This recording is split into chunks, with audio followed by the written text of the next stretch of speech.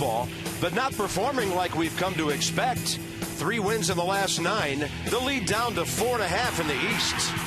Today begins with Jordan Zimmermann in the midst of a breakout season, establishing new career highs in starts, innings, wins, and strikeouts.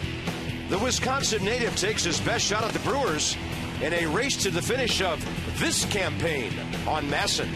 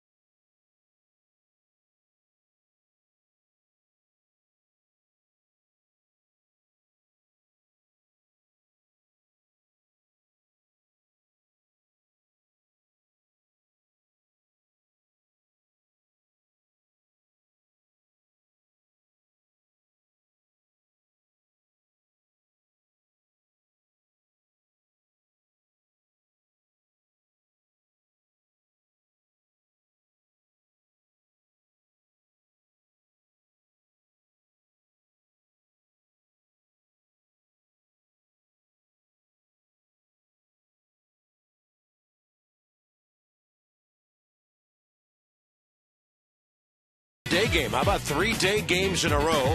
Desmond, Jordan Zimmermann, and the boys are ready for the Brewers, trying to gain a split in this 4-game series. Braves don't play today, so the Nats could lead the East by 5 by the last out of this one.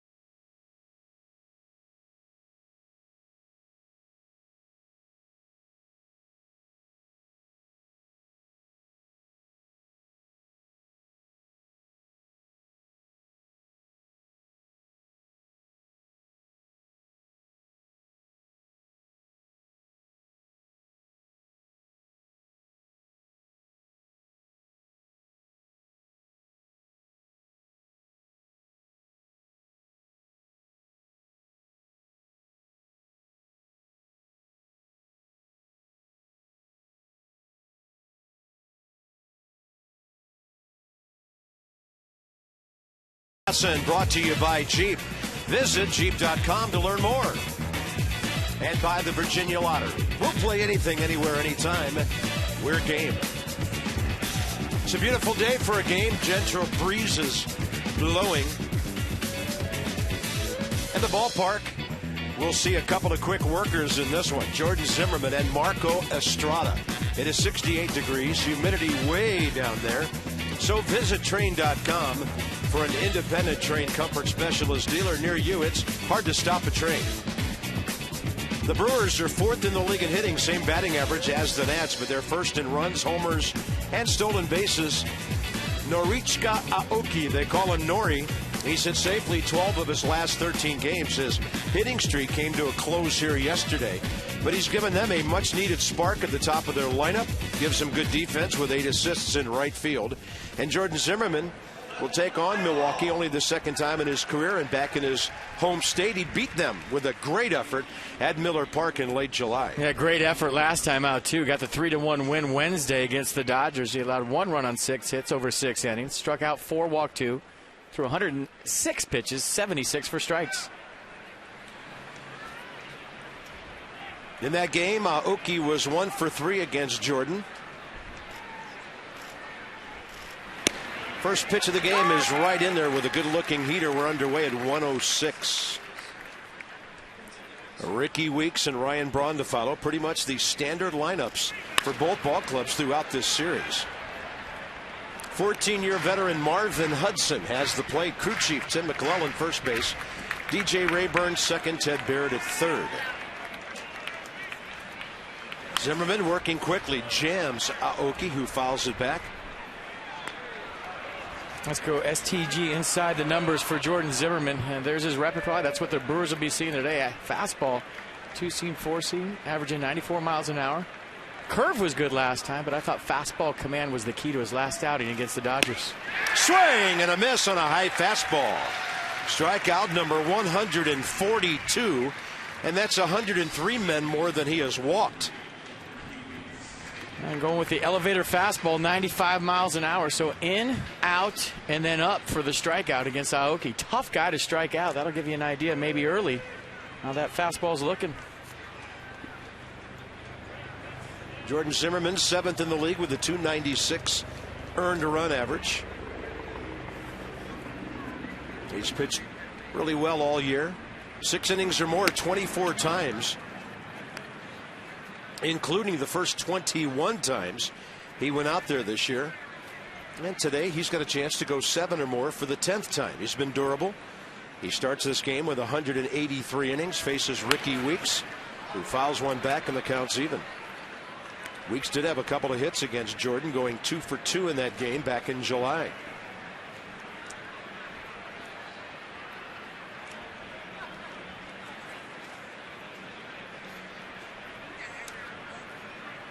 Zimmermann started the Saturday game. The Nats won at 4-1. Brewers only had 6 hits the entire ball game. He gave up just 5. 93 pitches, 69 strikes. And a wonderful day for Auburndale, Wisconsin. We think about half the town was there. They were. Other half listening on the radio or watching on TV. Tailgating before the game, tailgating after the game. It's about 3 hours from Milwaukee, and here in D.C., his baseball home. He's gone 3-1 on Ricky Weeks with a tough hitter on deck. Doesn't get the call. Marvin Hudson was leaning, never brought up the right arm. 1 on, 1 out. Time for your Mazda defensive alignment for the Nats today behind Jordan Zimmermann. And the outfield from left to right. Bernardina getting the start for Michael Morse. That hand is barking, so he's taking a day off. Harper and Worth in center and right. Desmond Zimmermann on the left side. Espinosa LaRoche on the right side. And Kurt Suzuki doing the catching. Brought to you by your D.C. area Mazda dealers. We believe if it's not worth driving, it's not worth building. What do you drive?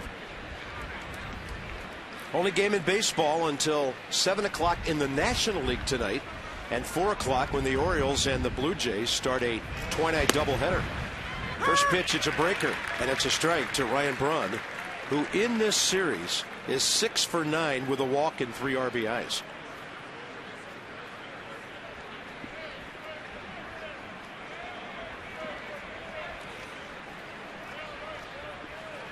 Oh for 3 with a couple of strikeouts on that day against Jordan Zimmermann.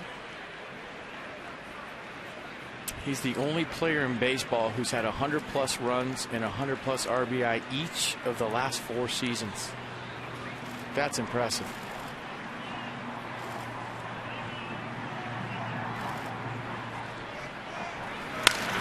That ball is killed to center. Right there is Bryce Harper. And the good news at this time of the day, that ball was so low he was looking into the grandstand, not into the sun. Hit directly at the center fielder. And then he had thoughts of a double play.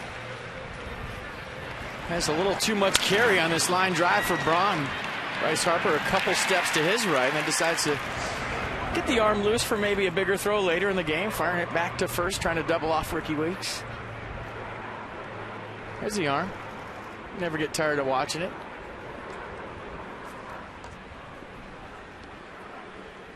Aramis Ramirez steps in as Zimmerman checks the runner. Rickie Weeks, one of the Brewers who can run. They have 150 steals, most in the league. He's 15 for 18. But when you've got the 2 best extra base hit men in the league behind you, you're already in scoring position. Braun and Ramirez each have 76 extra base hits to lead the National League. A couple of RBIs, 4 for 11 for him in this series. And he's the best Brewer, used to be a Cub, of course, against Jordan Zimmerman, 6 for 13 career.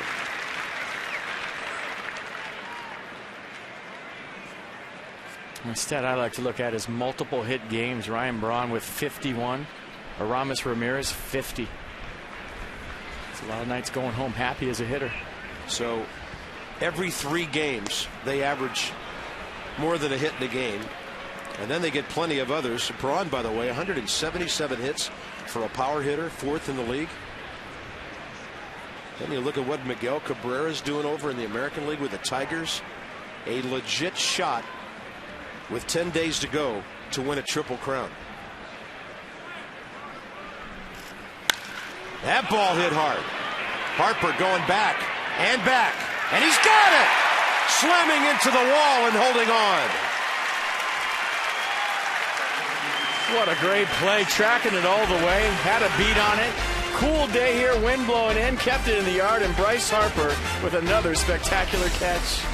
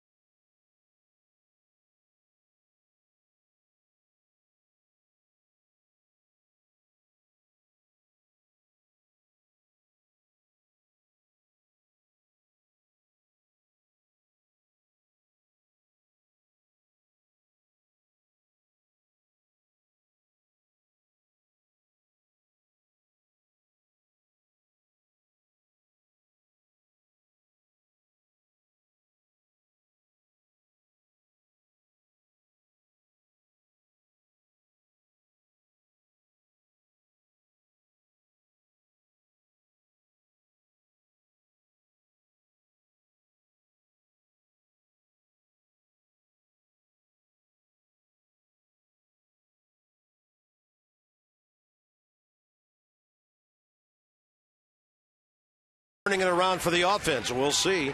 The Nats are 4th in the league in hitting, 6th in runs, 2nd in home runs. Ian Desmond doing his part. Batting .398, 15 RBIs in 23 games. And in this series, 5 hits, a homer, 3 RBIs, and a couple of walks.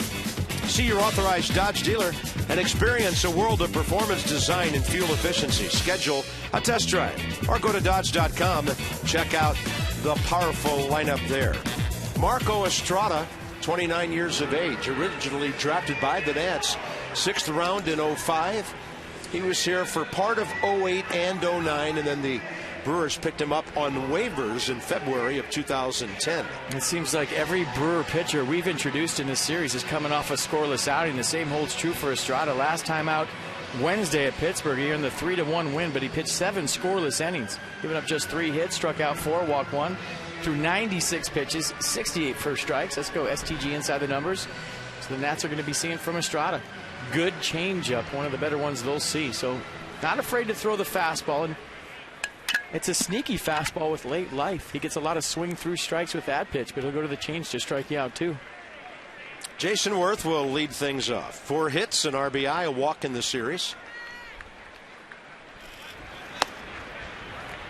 I was talking to some Brewers people today, and they were telling me that Estrada has the most swing and misses on their staff with the fastball.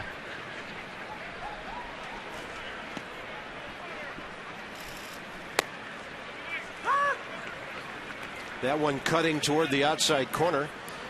11 games for the Nats in 08 with a 7.82 ERA. 1 start, 4 games the following year with a 6.14 ERA. He was a slightly above 500 pitcher in the minor leagues who made 98 starts out of 104 appearances. So numbers kind of undistinguished when he got to the big leagues. The Nats let him go, and the Brewers picked him up on waivers. And a 1-2 pitch. Worth jammed, and it's high in the air left side. Aramis Ramirez fighting the sun. He has it for the first out. Let's check out Bryce Harper's fantastic catch the top of the first. Aramis Ramirez with a serious bolt to straightaway center field following the Ryan Braun line drive. A lot of backspin created right there. Not even taking his eye off the ball to look at the fence. He can't. And if you watch the Exmo, watch where the ball goes in his glove. It just misses the front side of his glove. Catches it in the heel and then runs right into the wall. We'll get to that shot in a second, but the Exmo shot of how the ball went into his glove is pretty interesting. And check this out. The ball at the last second misses the front side or the back side of his glove, and then watch. Just goes over the top of that into the heel and then sticks. No web involved. Brewers play as much of a shift on Harper as any team we've seen. And so far what they're doing against Bryce has worked in this series. He's 2 for 12 with a walk, 1 RBI. Still hitting over 300 his last 24 games. And that's a hit. That is a hit. And there goes the no-hitter.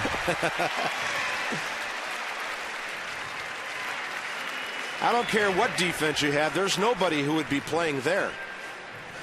You'll take him any way you can, especially this time of year. You just want guys on base, and you especially want Bryce Harper on base. That ball actually made a right turn. Had some spin on it, flirted with the line for a moment, and then just veered back in further onto the grass. So a beautiful thing, as you call it. What they say, make a great play, get a swinging bunt for a hit. And get aboard for a hot guy in Ryan Zimmerman. Home run, 3 RBIs, 2 walks in this series, and a couple of hits. And flirting himself with 90 RBIs.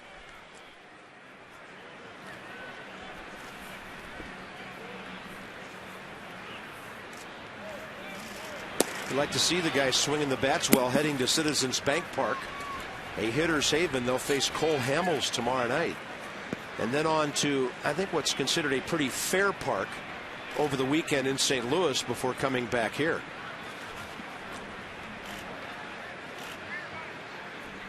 And the Nats will throw some serious left-handed pitching at the Phils. Indeed they will. Davey Johnson juggled his rotation around a little bit to throw a bunch of left-handers at the Phillies. The Phillies hitting .234 against lefties this year. So he's going to go Detweiler, Lannon, and Gio against the Phils. There's John. He'll have game 2. But Ryan Howard hitting .180 against lefties. Chase Utley .216. Juan Pierre .194. That pitch is a fastball outside. Nats have never had that kind of weaponry from that side of the mound to take into that ballpark. So after hopefully taking care of some business here today, that'll be a fascinating series. Braves are off today. They have 3 with the Marlins and then 3 with the Mets at home this weekend before they finish at Pittsburgh. They're going to need lots of help to catch the Nats. 2-1 pitch. Short lead by Harper, but a throw anyway. Price only about 2-3 steps off the bag.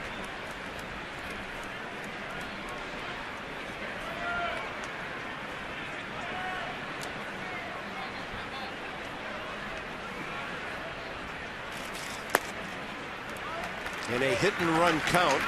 Runner holds, ball 3.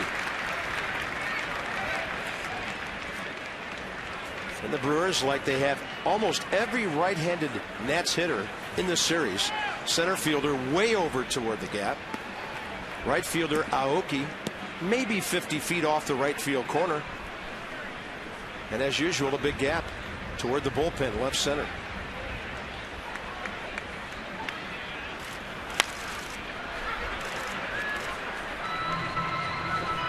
So the defense for the Brew Crew in Game 4 of this series. Braun, Gomez, Aoki in the outfield. Segura Ramirez on the left side. Weeks Hart on the right side. And Jonathan Lucroy doing the catching.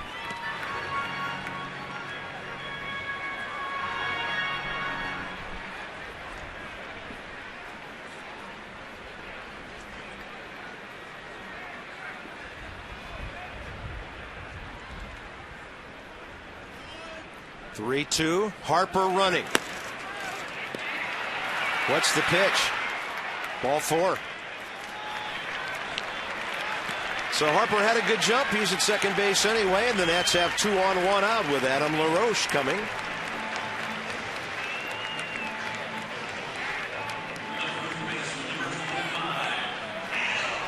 Renicky want to know where the pitch is.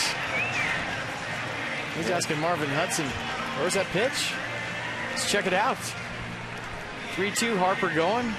Fastball on the outer half away, pretty close. Maybe the fact that there was so much action at home plate and Lucroy popping up, it blocked Hudson, but that was a close pitch. Zimmerman gets the call, and that's in business. Unhappy manager on the third base side, and there's some dialogue going on here. Probably a little leftover from first base yesterday. Not a good day for Marvin at first. Adam LaRoche has a good day at first base almost every day in this series. 2 homers, 3 RBIs on 5 hits. Having a fantastic September. And Estrada goes off speed. Not many of the Nats in the lineup today have seen Estrada much. Worth 1 for 4 with his out. LaRoche 1 for 3. Desmond 0 for 3. Espinosa 0 for 2. Even Ryan Zimmerman had never actually hit against his ex-teammate before.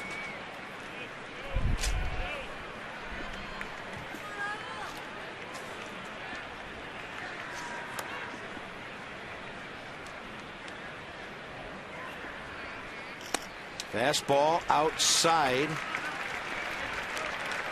2-0. Slot Stables and Dining, the ultimate triple play. Hollywood Casino, Charlestown Races.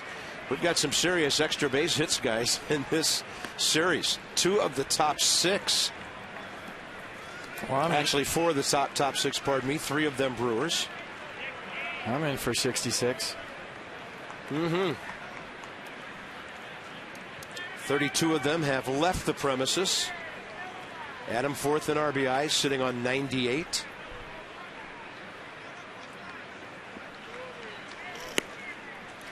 And now 3-0.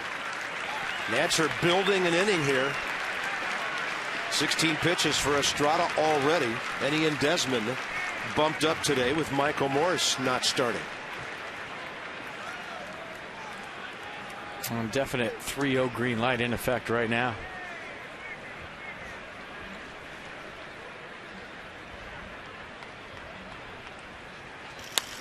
And LaRoche will pop it up. First baseman Corey Hart taking charge. Bryce Harper had gone almost all the way to third base and then came back. Had to hustle back.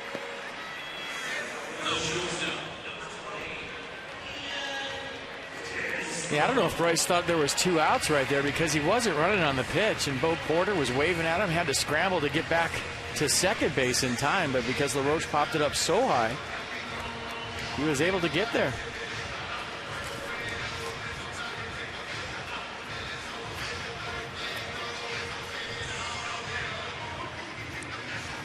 So with 2 outs, it's up to a good clutch hitter in Ian Desmond.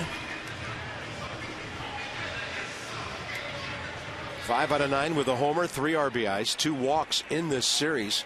It's been all over the bases against the Brewers. They don't play him due right center.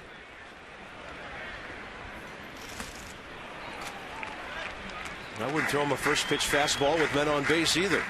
Pretty good breaking pitch from Marco Estrada.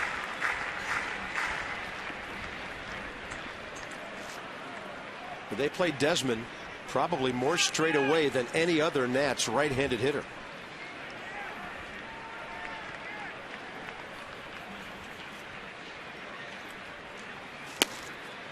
Made an offer. Marvin Hudson says he took a swing. Well, that's one you got to ask for help. I mean, if he went, that's fine. But there's a guy standing at first base that probably has a better look at it, and it's all you ever want a first base ump to do is say, hey, can you ask him? That's a home plate umpire to ask the first base ump.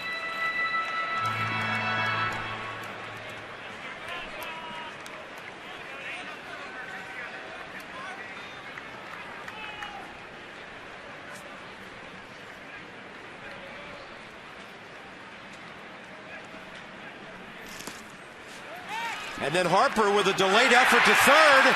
The ball thrown into left field, and he will score. Stolen base by Bryce Harper. Error on Lucroy. And the Nats take the lead on a delayed steal of third. I've never seen that before, and I have no idea what I just saw.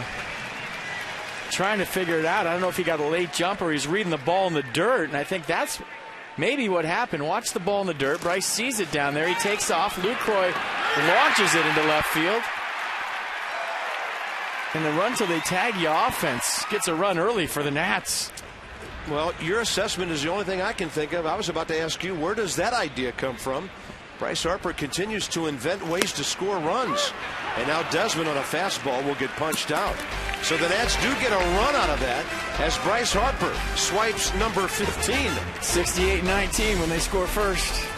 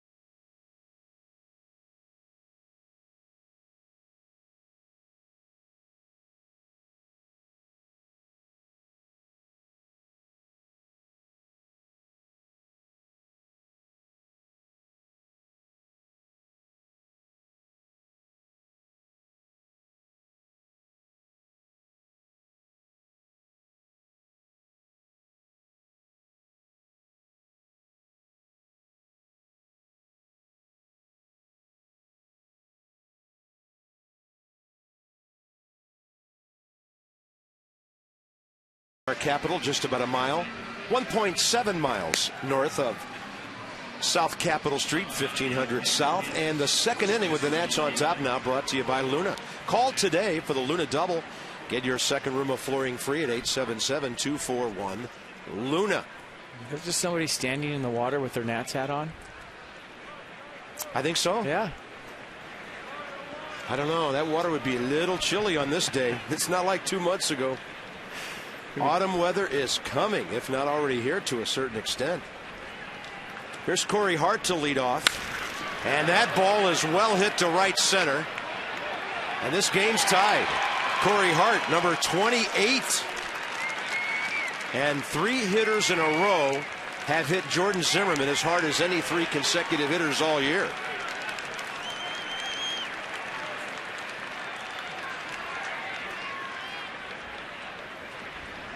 That first pitch ambush from Hart. Fastball right down the middle. You see the tail supposed to be away, but the run of the two-seam fastball brought it right down the middle. Corey Hart did a nice job of staying inside of that ball. Barreled the baseball, had the sound, definitely had the distance, and we're tied at 1. It's the best trip around the bases a guy with plantar fasciitis can make. Didn't have to run at all. He's been struggling with that, but he can hit. That's his 28th of the year. The Brewers' 189th home run. And the Nats have only given up 119 all year. That ball flied to right by Jonathan Lucroy, and Jason Worth has it for the first out. So a strikeout, a walk, and then the next 4 all in the air against Jordan Zimmermann. 3 of them hit extremely hard. And he'll face Carlos Gomez here at Nationals Park. A run in, 1 out, top of the second. You know, you don't ever want to back off your fastball, especially if you're Jordan Zimmermann and you have 95, 96 in your back pocket with a little movement. But when you have a team like the Brewers who are fastball hunters, might be a day to go with the off-speed early to set up the fastball. Goes with the heater on the first pitch to Gomez and misses. Carlos Gomez, 2 hits off the bench yesterday. So in the series, 2 for 10 with an RBI. That is unreachable. Down and away, 88.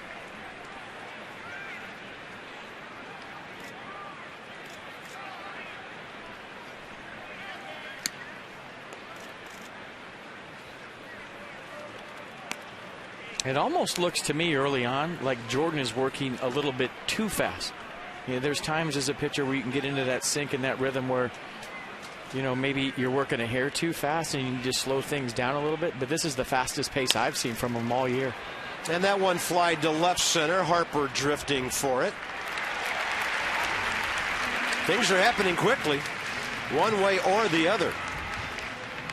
2013 season tickets are available, full plans, and also now with the schedule released, a 20-game partial plan that you can check out at nationals.com/2013 or by calling 202-675-NATS. Some restrictions apply.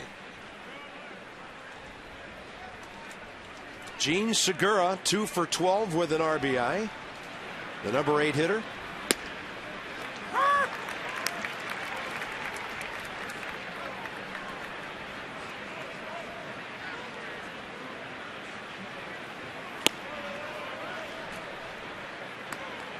This is a high-velocity game of catch Jordan Zimmermann's having with Kurt Suzuki right now. Get the ball, fire the ball. Here's the 3rd pitch already, and that's inside, 2-1. I just told Chip Winfield in the talkback that he's working so fast, it's kind of making me nervous right now. Just getting it and going. You nervous? No. Come on.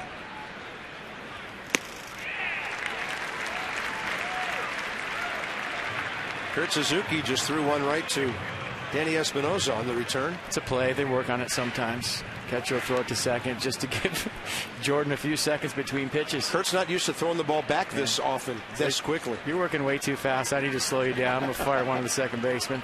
That's okay with nobody on base. Throw it anywhere. Yeah, slow him down. 2-2 pitch. Young catchers at home, next time your pitcher's working too quickly, throw the ball to an infielder. There's no rule against it, I suppose.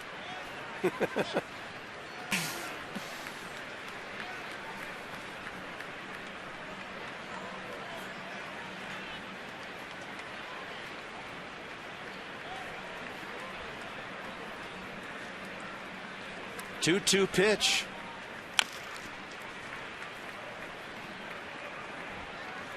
I saw a Little League game once where coach had to holler at the pitcher, go for a walk, you're too fast. The kid took about 3 steps, stepped right back on the rubber and threw the ball again. Everybody laughed at him. You know how I know that story? It was you? It was me. Yeah. Slow down. 90% fastball almost from Jordan. 2-2 pitch. Way out there.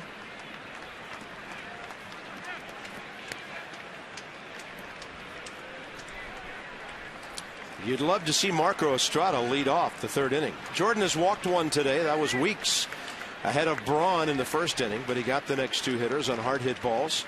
and a 3-2. And Segura hanging tough here. We've liked what we've seen from this young man. Just 22 years of age, from San Juan. Came with right-handed pitchers Johnny Helwig and Ariel Pena in the Zach Greinke deal July 27th. That was while the Nats are in Milwaukee. We didn't know anything about him then, but we know all about Jean Segura now. That's well hit. Heading for the scoreboard. And Worth can't get there. Hits at the base of the board. Harper has to cover up. Runner going for 3, and he's in there. Jean Segura, 3rd major league triple, and he gets there with 2 outs. He hit it well, but perfectly placed. Splitting Bryce Harper and Jason Worth into the right center field gap. Neither one could run it down, and when you get to kick off the bottom of the wall like that hard, it allowed Segura to go all the way to 3rd for a triple. Nice piece of hitting. He can fly, boy. He came around second base, put his head down, and that was that. 139 stolen bases in the minor leagues, including 50 one year. Led the Midwest League 2 years ago at Cedar Rapids. He can fly. Where was that pitch? Nats are wondering the same thing. Marco Estrada, 4 for 36 this year with 3 RBIs.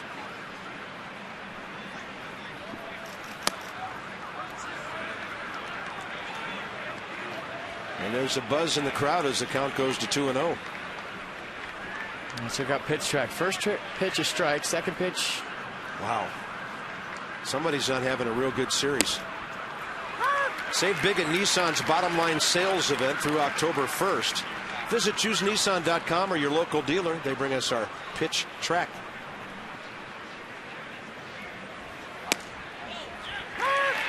That time Marvin Hudson gives Zimmerman the inside corner or thereabouts. Wow.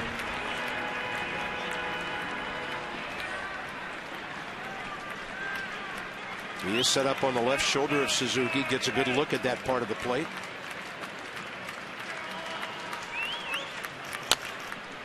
And a little chopper. The Nats were hoping it would be fair.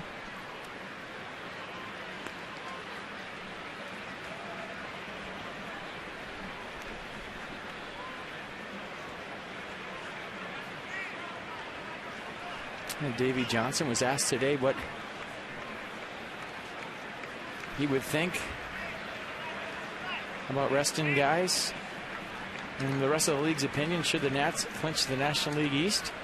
He said he didn't give a rat's you know what anybody thinks. Open for your own interpretation as we go to commercial. Home run by Corey Hart ties the game.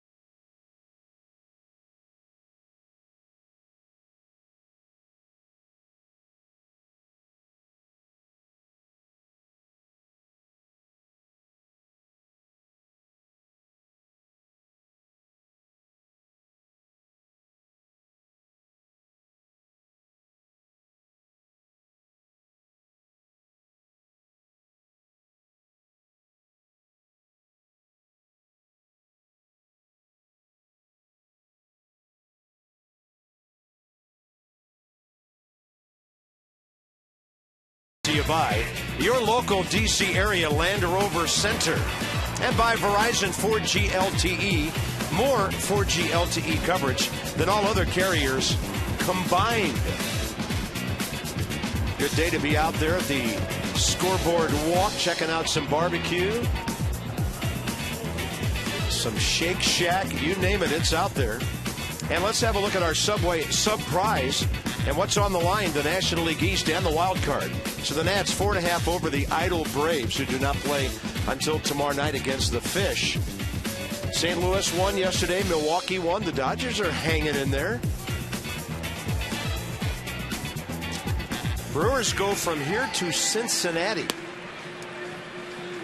And of course, the Reds have already clinched the division, so why doesn't somebody ask that question of Dusty Baker and his staff and not Davey Johnson? They haven't clinched yet. This team's got a lot of work to do yet. I think Dusty's going to take the rest of the regular season off. Chris Spire, the interim manager for the Reds, Dusty said see you in the playoffs. So yeah, Chris Spire, that's a good baseball man there. He was a really good shortstop for the Giants in his heyday. I just hope that Dusty Baker's okay. And Baker, if you're watching, get well. Danny Espinosa had a double yesterday. And now you look up, and on the league stat sheet, Danny Espinosa is 8th in doubles with 36. He went opposite field for one yesterday. But when Danny uses the ballpark, he is a good hitter. 0 for 2 in that previous appearance against Marco Estrada. He's 5 for his last 15. On base 4 times in this series, 3 walks and a hit.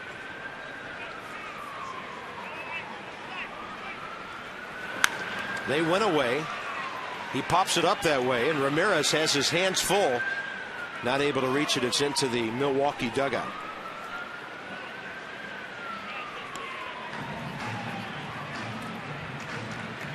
Some of the flags are blowing straight down from Half Street, and a couple of the flags are blowing toward right. I think we've got some different kind of breezes. And look at the distant building, which is 2 blocks to the north of us, and that's kind of going toward the east. Espinosa reaches out, strokes one to center, and there to grab it, Segura. He got a great jump. Easy catch once he made his sprint.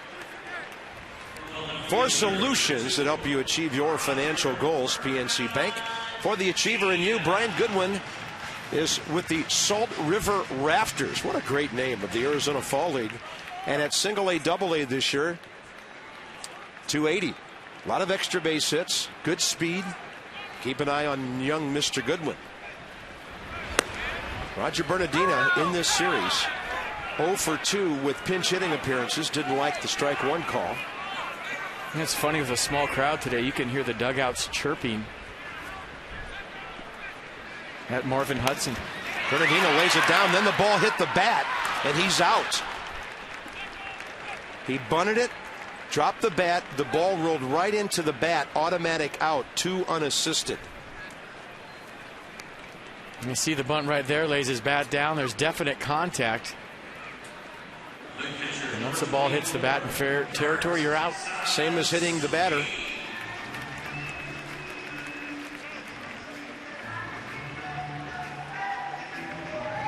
Base is empty, 2 outs, and now we'll see if Kurt Suzuki can do what Gene Segura did, and that's get aboard to get the pitcher up here in the second.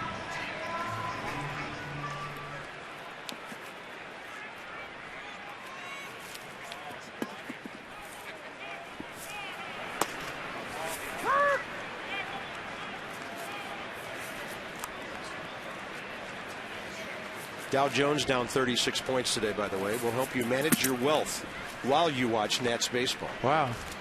I don't even know what that means. Top 30 Industrials down a bit, but not too much. I'm worried about magic numbers. That's the only thing I care about right now. 6 and holding. 1-1 ball game, bottom of the second.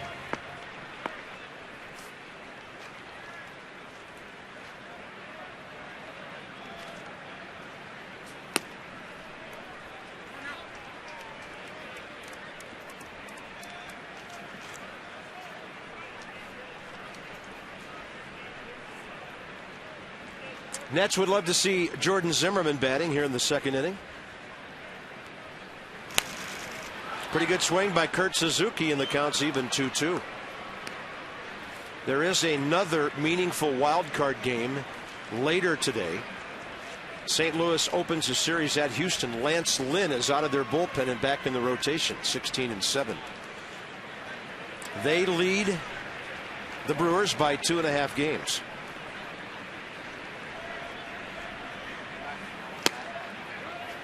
Close, but Marvin Hudson has not been giving that outside corner.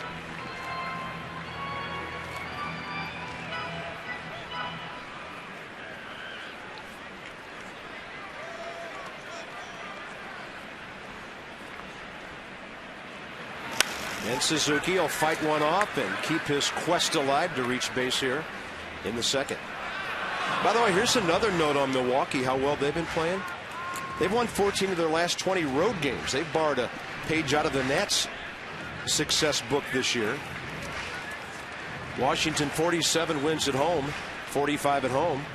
So the Brewers with 33 road wins, but nearly half of them have come over the last 40 days. 25-7 over the last 32 games.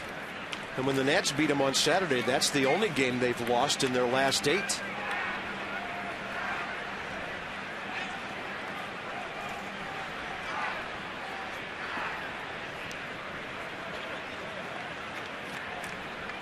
Another 3-2 pitch. Suzuki hits the ball well. Turning around, waiting for it, Carlos Gomez. The Nats go 1-2-3 in the second. Top of the order ahead for the Brewers against Jordan Zimmermann.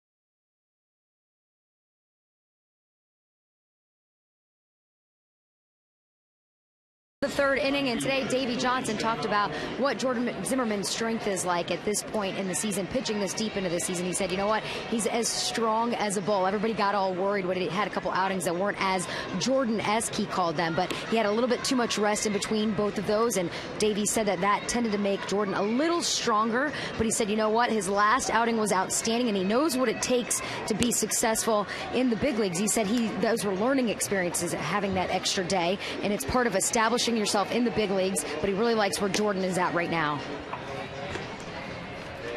Thank you, Christina. And her report brought to you by AFCEA, the Association for Global Security Professionals. So this one to the top of the third inning. Strong as a bull, Jordan Zimmermann, 36 pitches, 24 strikes so far. He'll give up solo homers. He challenges people. He's given up 18 home runs this year. Top of the order, he struck out Nori Aoki first time up. Starts him with a first pitch breaking ball, and it's a beauty.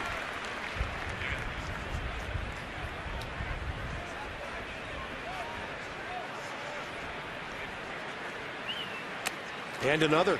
Well, you never want to fall into patterns as a pitcher, but I think for Jordan's second time around this lineup, That's a good game plan. Start these guys off soft. Maybe try to steal strike one to set up your fastball later in the count. Now, Suzuki claiming that ball hit Aoki, and he'll be called out. He's out of the box. The ball hits you in fair territory. Out of the box, you're out. And when you run out of there like that, trying to bring the bunt with you to second base, trying to push it toward the second baseman, you're always in danger of that happening. So how about similar to Bernardina, right? Twice in one game. Aoki out of the box. Ball bounces up. Hits him right there. And Suzuki on top of it. So is Marvin Hudson. And he's out. Yeah, got him right there on the leg.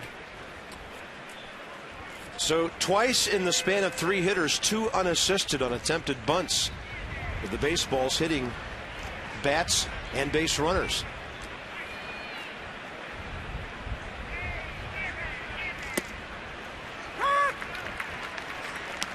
Both of those plays, you can go an entire season without seeing them. And today we've seen them both in the matter of an inning. So the weirdness continues in this series. It has been a different kind of series. Yeah. But it's September. Teams are fighting for October. Ricky Weeks made an offer laid off, and the count's even 1-1. Let's have a look at it on the Kinetic North America pitch track. It's another good pitch. Kinetic North America, from the war fighter in the field to the data in the cloud, we protect our country's most critical assets. They bring us pitch track, and the count's 2-1.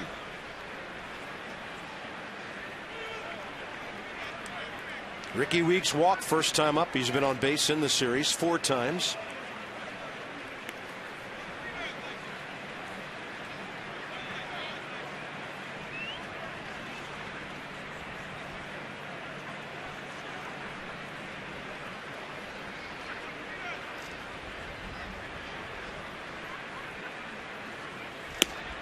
Great location with that one. 88 to the outside corner. I think both pitchers and a whole bunch of hitters trying to figure out the strike zone so far in this game. Few broadcasters along with them. Well, it doesn't matter what we think. Those guys down there right now are trying to figure it out. And as a big leaguer, you just want to know where it is, both sides. And then you can protect and you can cover. And as a pitcher, you know what you're going to get and how far you can go off. So that's all big leaguers ask, is that the strike zone stays consistent. And if you're going to establish it, that's fine. We can deal with that. But if it floats, that's when you have problems. So Ricky Weeks works it to a full count, second time in a row. Dangerous hitter on deck. Breaking ball handcuffed him. That was an emergency hack.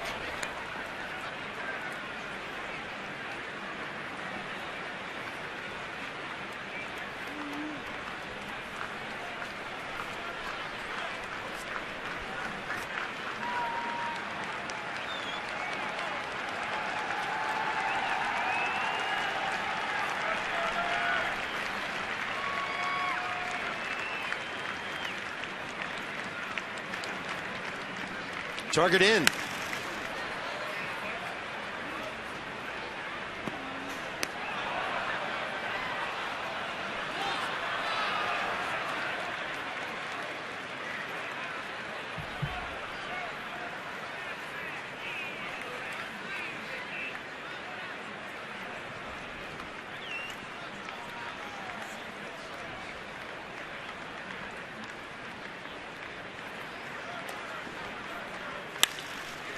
Little tight slider. Well done.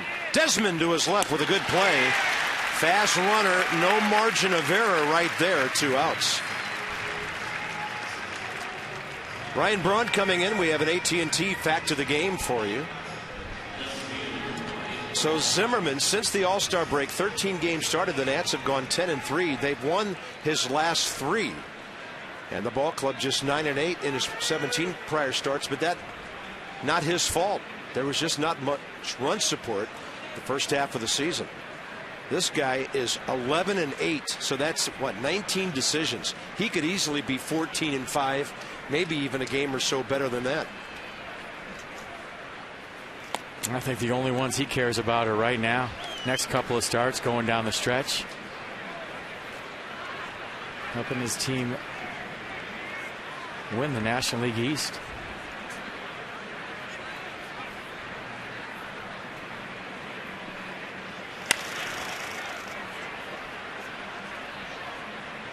Now, you watch Ryan Braun hit, and we could talk about all the numbers all you want, but you want to break it down from a hitting standpoint. I don't know that I've ever seen a guy so quiet with his lower half and so quick and violent with his upper half. I mean, he just lets the ball travel. It seems like the game's moving at a different speed for him, and his swing is so short and quick.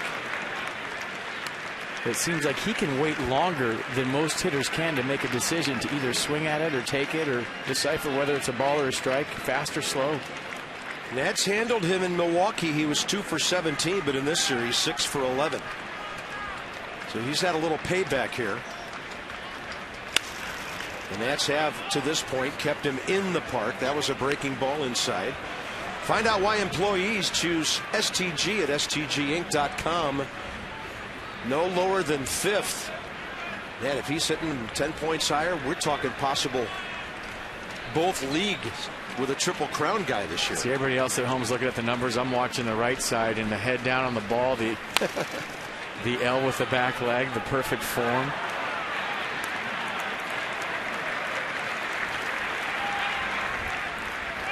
He's fun to watch hit when you're watching highlights and you're not playing him.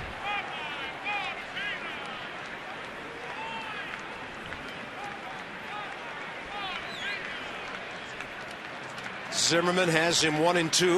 Swing and a miss on a 96-mile-an-hour fastball. Jordan not striking out a whole lot today. 1 per inning, that's just fine.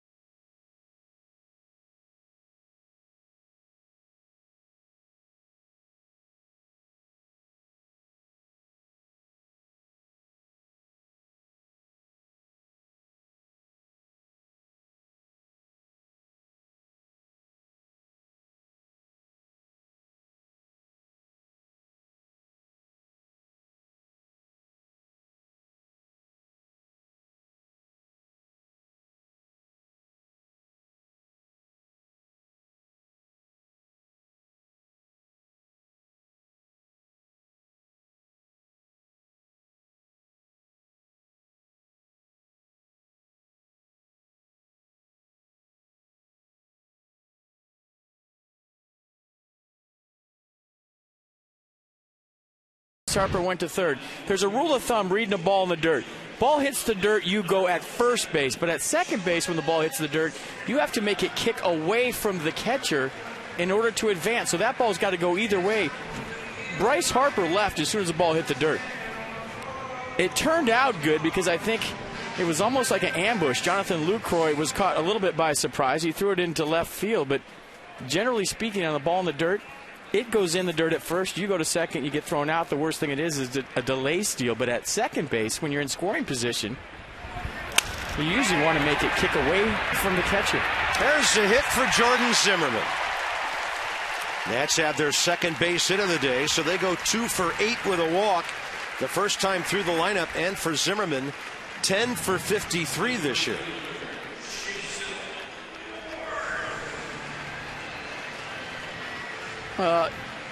You got your leadoff man on. That's the most important thing. But, you know, talk about off the end. You see the shards o' wood flying? Some toothpicks right there off the end. Look at that. That's a great shot. A couple toothpicks laying in the grass. Bat died a hero. Leadoff man on. Here you go.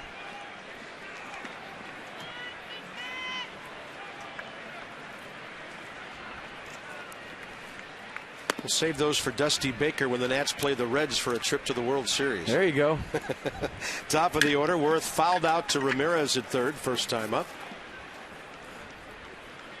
Also indicates the strength of Jordan Zimmermann.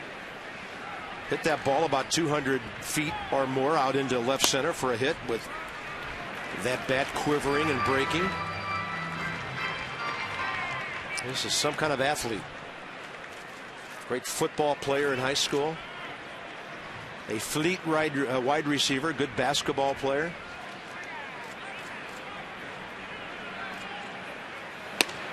Worth will take a 2-0 pitch that surprises him.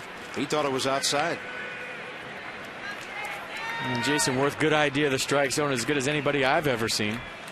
In Wow. a 2-0 pitch, about 4 inches outside, it's called a strike. That just does a little bit to turn around an at bat. He's still ahead in the count, 2-1. And then Lucroy set up outside. 3 balls, 1 strike now. See, if that was a 1-1 pitch, Carp, and then it's 4 inches off and the pitcher gets it, that's the one that gets you as a hitter, because now it's 1-2 instead of 2-1. 2-0 count you can live with.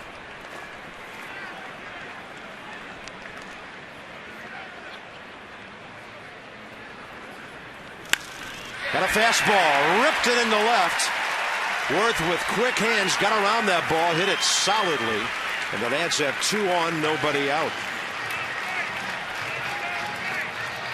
And Bryce Harper just turned back to Davey Johnson, looked him in the eye, and they're talking right now. And I wonder if that's about a bunt with first and second, nobody out. And remember, they've been shifting against Harper, but they can't do it very much now with runners on. We'll see what they do. I'd be surprised. Bryce sometimes does it on his own, but nonetheless, a good at-bat by Larry Leadoff, getting on second time up. And as the Brewers look for a double play ball, Corey Hart standing right next to Jason Worth now. He'll get behind him for the pitch. Interesting. Weeks is shallow at second. Segura deep up the middle at short. So the Renicky version of a shift with 2 men aboard. Well, he has to be able to cover first for a bunt, so that's why he's in. Harper flares it left field. Drifting for it, Ryan Braun. The runners will have to return. On to Philadelphia tomorrow night. Ross Detweiler and Cole Hamels. Wednesday, John Lennon, Kyle Kendrick. Gio goes for the Nats. And we're hearing Roy Halladay on Thursday. Then it's on to St. Louis for 3. Nats Extra. Half hour before our airtime. Every game, and of course, after every ball game down the stretch. After today's game, 9 more to go. I guess that means Edwin Jackson in St. Louis Friday. Stack the righties for the Cards.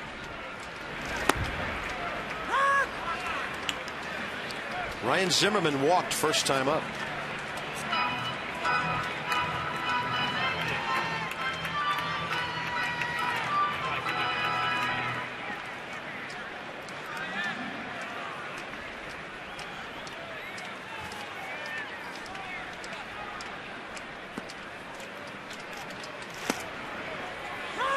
Oh, 2.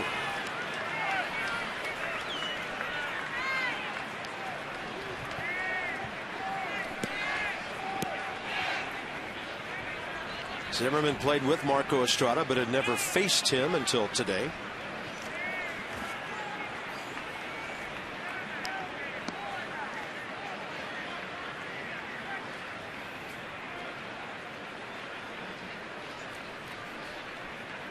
Target way out there.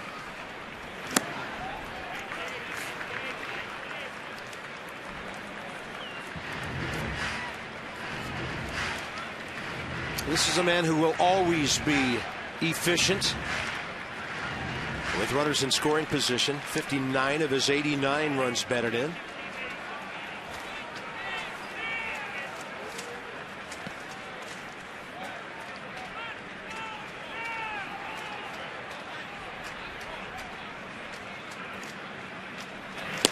That's going to get him. Fastball.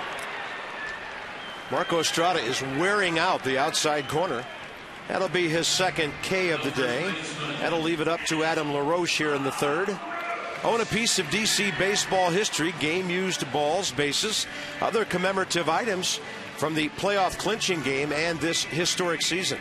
It's all available at the Memorabilia kiosk, section 112 and 113. Email memorabilia@nationals.com.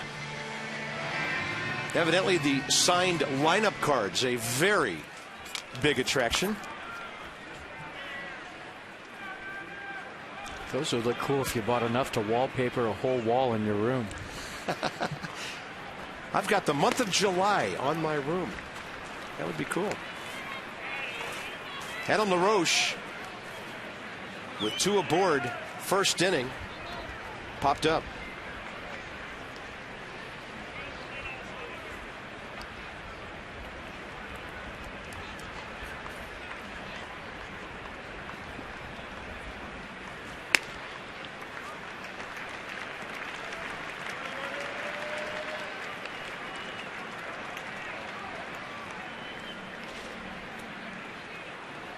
Adam 5 out of 13 in this series. Couple of homers, 3 RBIs, 9 long balls in September, and 17 RBIs his last 21 games.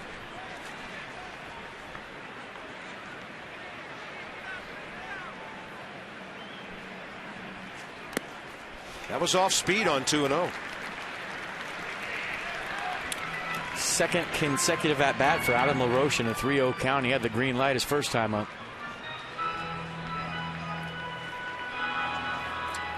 Ian Desmond was at the plate when Harper stole third and then scored on that error. After LaRoche had popped up, and Estrada's 50th pitch of the day. And LaRoche swings again on 3-0. Lucroy under it. Adam LaRoche 2 pop-ups today on 3-0 counts. The Nats have stranded 3 runners, 1-1 game now into the middle innings.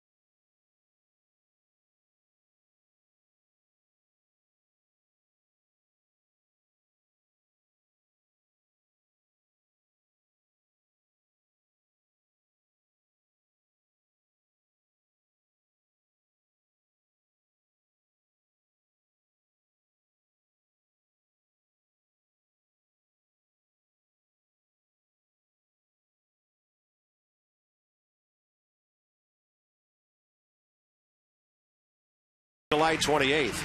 He wins 6 against the Brewers that day. That was the 21st game in a row he'd gone at least 6 innings. A good fastball that day, and the slider too. So, you know, I'm having trouble remembering yesterday, but I do remember that Jordan Zimmerman in Milwaukee was good. Bullpen took care of business the rest of the way. That was the Saturday game when the Nats eventually won 3 out of 4. Wearing the old Homestead Grays uniforms. Tyler Moore with some congrats for his guy, Jordan Zimmerman. And the reason why I'm having trouble in remembering yesterday is because I chose to forget it.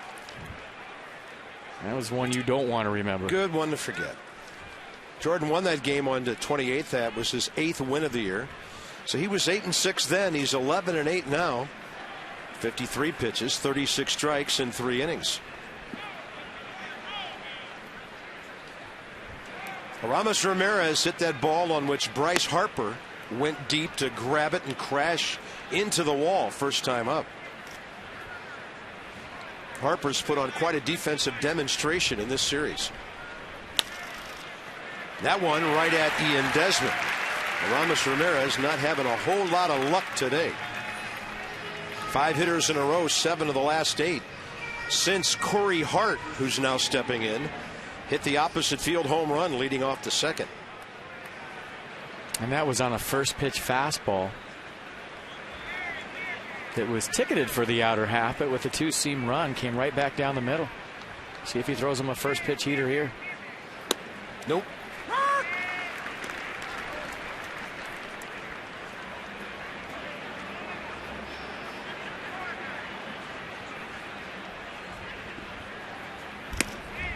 Shows him the fastball up.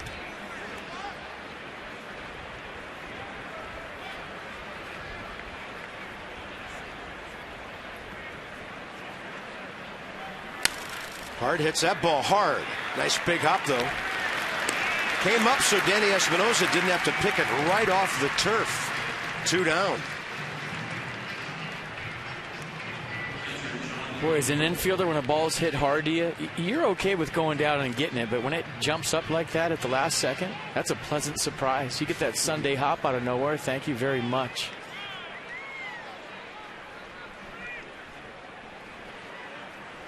Jordan's quickest inning has been 14 pitches. That was the 4-batter first. And that was with a walk. Jonathan Lucroy flied to Worth first time. 94 to get ahead of him.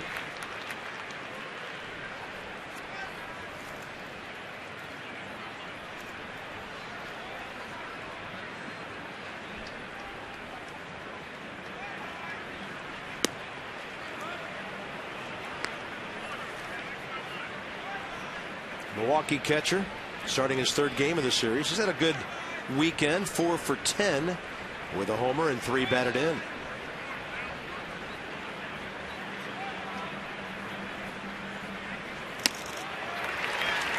Country hardball in the big city right now.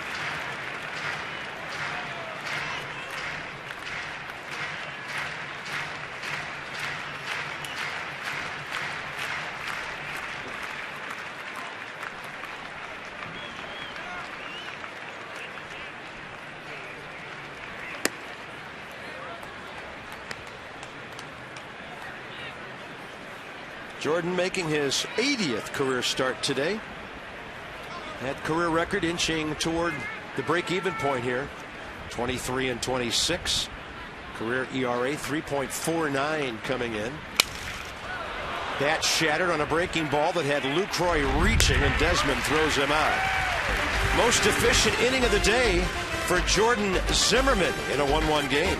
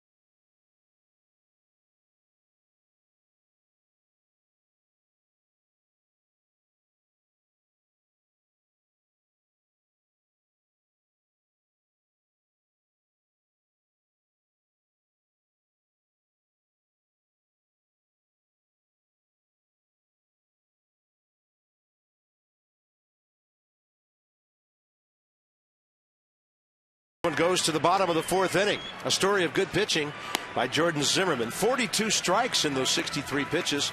Corey Hart's 28th homer of the year, and Bryce Harper, after singling, stealing third and scoring on an errant throw. Yeah, made a great play in center field in the first inning on the Aramis Ramirez line drive. Went a long way for it, crashed against the fence. Ball stayed in the glove. And Bryce Harper with a swinging bunt. And look at that, folks. He's about to make a run out of that. Did you see the pine tar on the ball on the ground? And then reads the ball in the dirt, goes to third base, scores a run. The only run of the day for the Nats so far. And did you notice something different today for Bryce? It's a day game.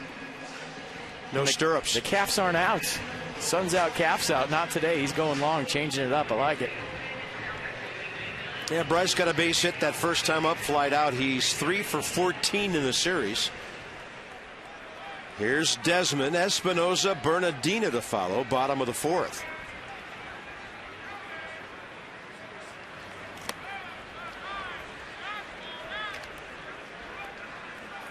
Funny thing about that pine tar, you spotted on the ball. Bryce hit the ball off the end of the bat, not the trademark, where there might be some pine tar. Well, maybe it was dirt or something. There was something on it. I don't know what it was. Desmond with a big swing, and Marco Estrada doing nothing but flipping him breaking balls. Ian may have to go oppo mode here to do some damage against this.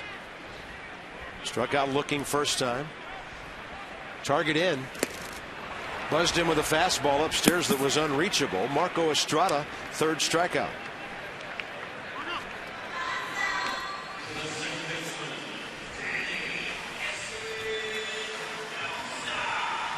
Espinosa and Bernardina the next two.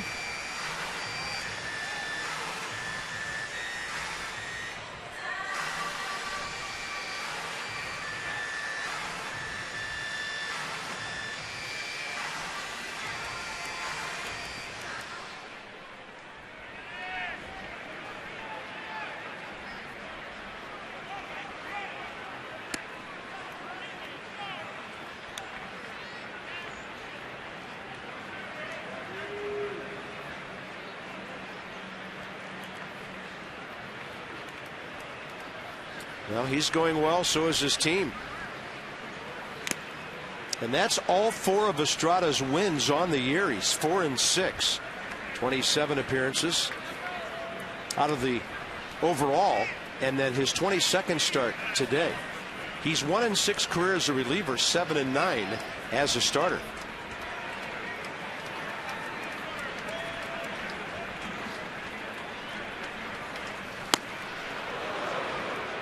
That ball threatening to hit Danny Espinosa, who's been hit by 13 pitches this year.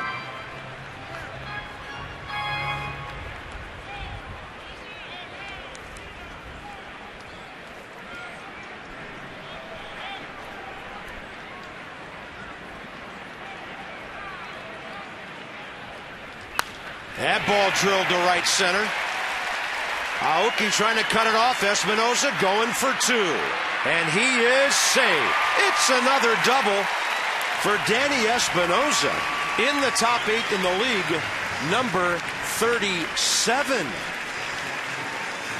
Well, he got himself into a 2-1 count. Estrada challenges him with a fastball. It's supposed to be away. It was right down the middle, and he was all over it. And then it's all about his speed. Aoki with a great play to make this close. He had a great angle to the baseball, and Espinosa's thinking, too, as soon as it goes over Ricky Weeks' head. And right here, you see the speed of Espinosa beat a great play by Aoki just to get the ball in to make it that close. I think we got a balk. Third base for Danny Espinosa. That is a big play right now. Wow. DJ Rayburn explaining his call to Marco Estrada. I was watching the replay. I didn't see it. We look up. Balk call. 90-foot mistake by Estrada. What does he do? Because he's got a lot going on in the stretch. He goes all the way down to the ground, comes up, and I didn't see it. You see it? Nope. He looked like he had come set to us and stayed there. You know, usually there's a little twitch or a little motion or something, and then he stops, and that's a balk, but hard to tell what happened. And we were looking at it from the same behind the mound angle is DJ Rayburn. The funny thing about that is I'm watching him on the stretch all day where he goes down, almost hits his glove on the dirt, comes up and gets into a set position, and I'm thinking there's got to be something going on there. I did see a little when he comes set, watch his left leg, but I don't know if they didn't call it that time.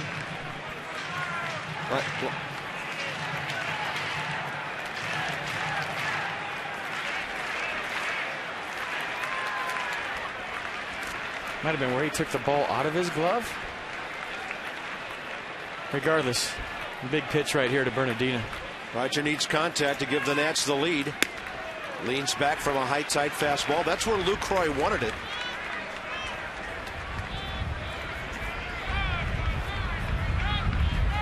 He went from the windup into the stretch. Is that what he said? Bernardina, tapper. Here comes the runner. Corey Hart's throw on target. Danny Espinosa's out. 3-2.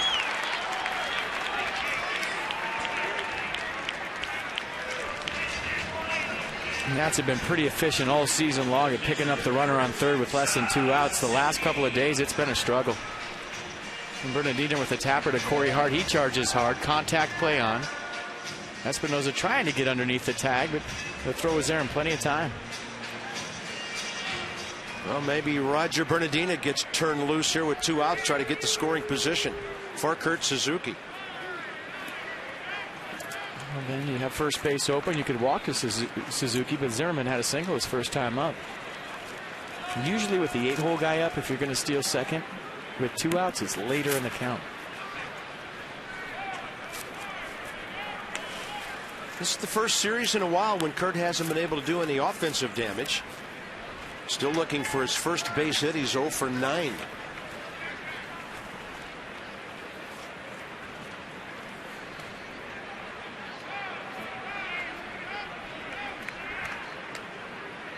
And Estrada giving Bernardina the quick move that time.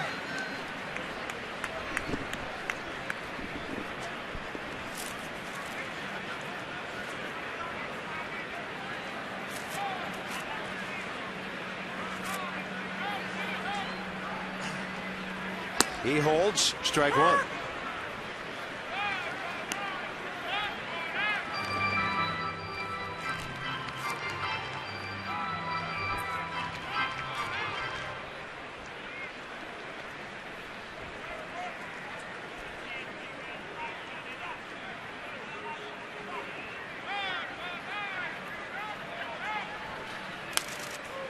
Oh, you got a pitch right there. Discover Kia's full lineup of high quality, stylish, and dependable vehicles. To learn more, visit kia.com. Minimum 50 attempts, guys with the best percentages around. And the reason why you wait till later in the count is a 7-hole guy with the 8-hole hitter up to steal second. Because if it gets into a 2-strike count, now they're not going to walk him. They're going to go after him. So green light for Bernardina here. And then Suzuki will get it up the middle, and Bernardina will stop at second thanks to a good hard charge by Carlos Gomez. So Kurt Suzuki breaks through, first base hit of this series, and Jordan Zimmerman a 2-out chance to help his ball club and himself. A nice piece here with 2 strikes, going down, digging it out, getting the barrel of the baseball. Not a whole lot to it. Carlos Gomez does a nice job of charging the ball to keep Bernardina at second base with 2 outs.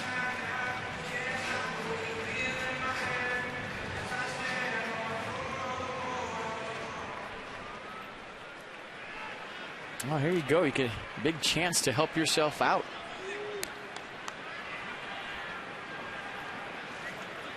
Three RBIs on the year for Jordan, 8 in his career.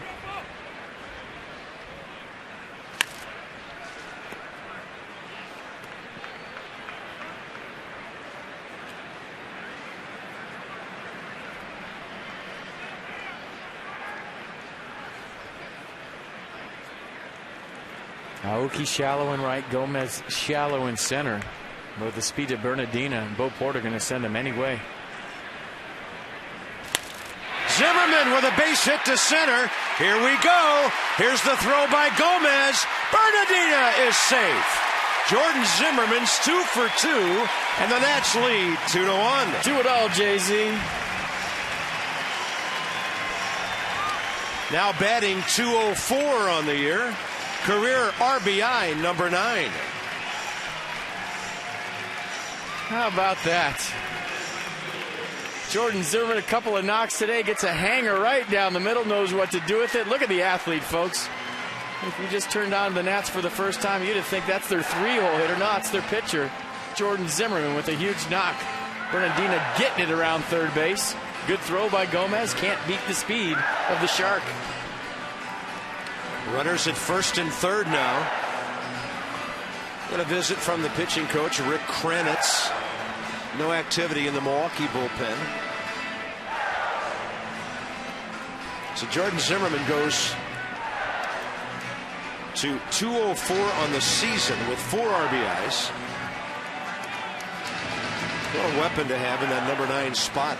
Just a good athlete. You know, whether he's on the mound fielding his position, whether he's running the bases or in the batter's box. He's a superb athlete in everything he does. Be surprised if he steals second right here. Kurt Suzuki at third. And Jason Worth base hit last time.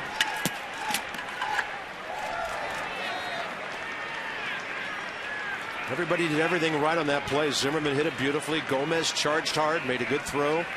Some guys are just too fast.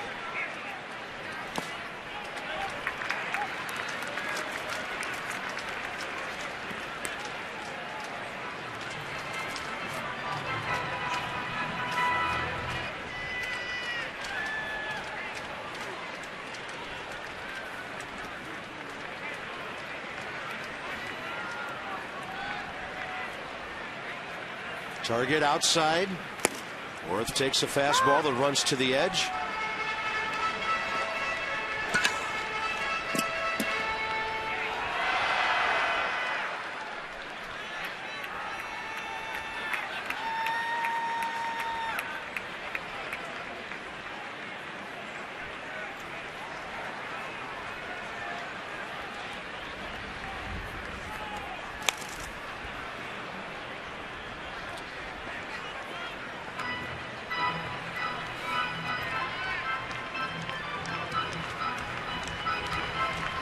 So the Nats have Estrada on the verge of 70 pitches.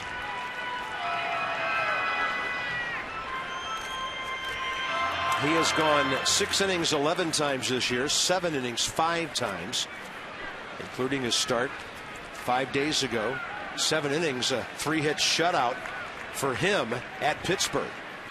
And Worth will hit this one high in the air to center. Carlos Gomez turned to battle the sun. He doesn't see it. That ball's on the ground. And 2 runs are going to score. Here comes the sun, finally to favor the Nats.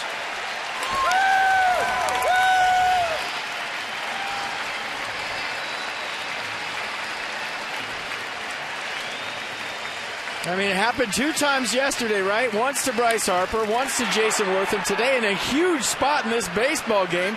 And you knew right there he was having a struggle. Carlos Gomez loses a ball in the sun. Whenever you see the glove right over their face, you know they're not seeing it. Day baseball, folks. That's 3 balls lost in the sun in the last 2 games, and they've all led to runs. This time, 2 for the Nats. Jordan Zimmerman scoring all the way from first base behind Suzuki. Now the Nats open up a 3-run lead. Now Carlos Gomez knows how Bryce Harper felt. And here comes Harper. He saw it at the last instant, overreached it, and it hit him in the forearm. Harper 1 for 2. Another runner in scoring position.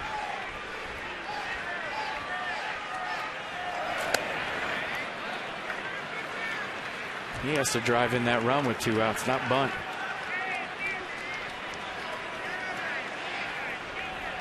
Crystal clear blue sky, but not when you're looking from center field to home plate. Looks beautiful the other way. It's a nightmare if you're looking in.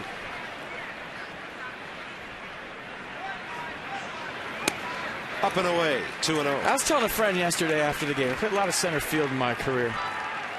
And the Oakleys are great, and they're good for seeing the ball off the bat. But when you're looking right into it, those glasses are going to do nothing for you. And I had flip-down glasses, and not just flip-downs.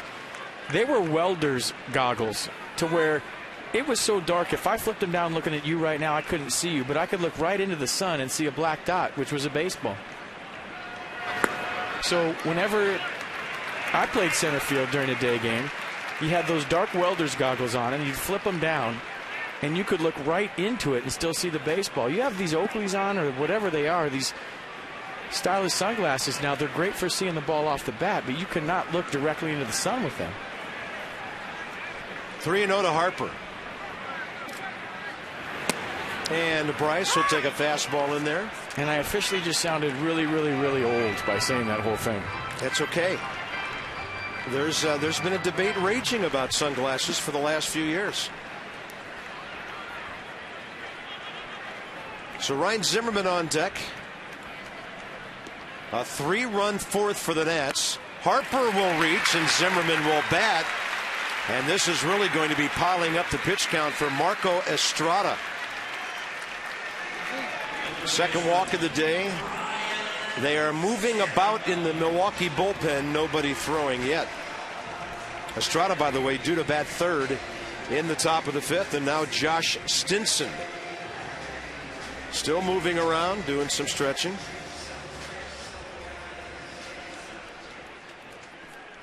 I'll give Kurt Suzuki credit for keeping the inning alive in a 2-strike count. Give Jordan Zimmerman credit for the big hit.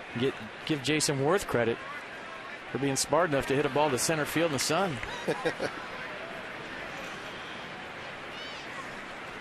And here's a double steal and no throw. Marco Estrada caught napping by Worth and Harper. Jason Worth had 3 steps before Estrada even picked up his leg. Talk about a jump. So the Nats have swiped 3 bases today. 2 Watch by this. Harper. Look at that jump. I mean, Harper was already in the screen coming off first base, too. Well, you got to watch the lead runner in front of you just in case. 0-1 to Zimmerman. And that ball is drilled center field. It is gone. The Nationals lead 7-1.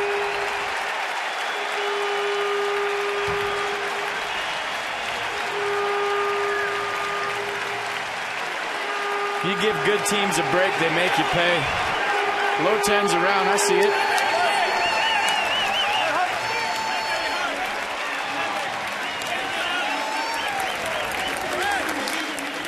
Ryan Zimmerman's 24th of the year. His RBI total shoots up to 92, and Ryan's showing some emotion in there. The Nats have opened up a huge lead now. Fastball right down the middle, belt high. Look at the head down, the extension, tons of backspin. And that's where he goes when he's locked. Good sign for Ryan. And a big hit in this game. Yeah, showing some emotion. I love it. Adam LaRoche is the 9th Nat to bat in this 6-run inning.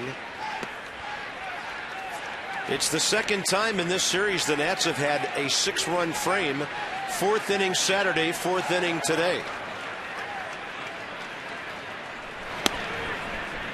Counts even, 1-1. You play a 162-game schedule to get to this point in the season where your magic number is 6. You're starting to smell it a little bit.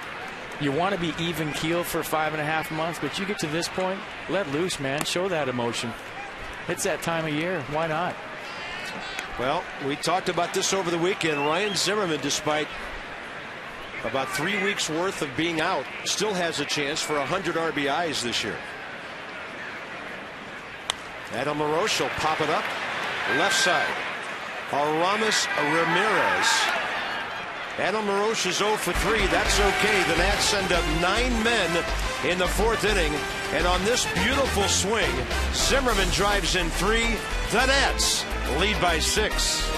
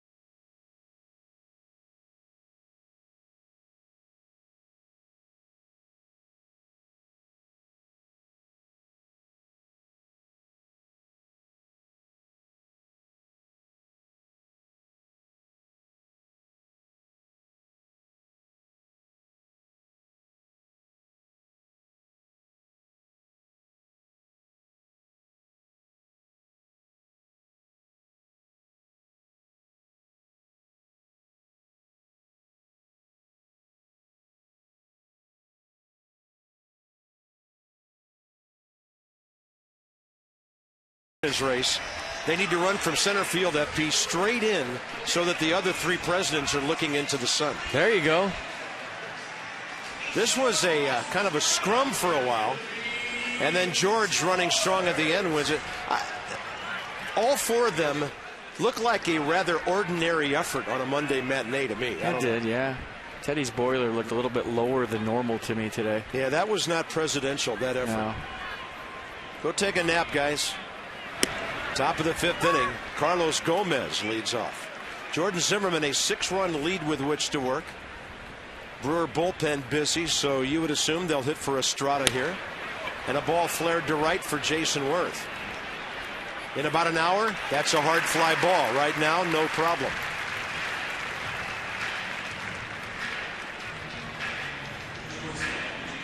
Number 8 hitter, Gene Segura, will be next.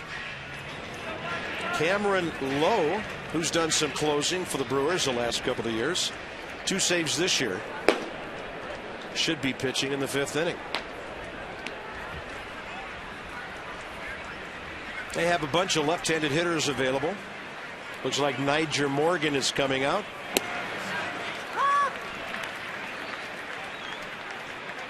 So the Nats, with a former Nat, pinch hitting for a former Nat, will get Marco Estrada out of the game. Jordan Zimmermann looks like he's got a little extra gear going now with a big lead. I think the more he's settled into this game and gotten his rhythm, he slowed things down to just the right pace. In the first couple of innings, he was getting it and going. It looked like a fire drill out there. Now just nice and easy. Good tempo, good rhythm. Got some runs to work with. Had him reaching. This will be close. Espinosa can't do it. He knew he had to go bare hand. And that's a base hit. Gene Segura 2 for 2.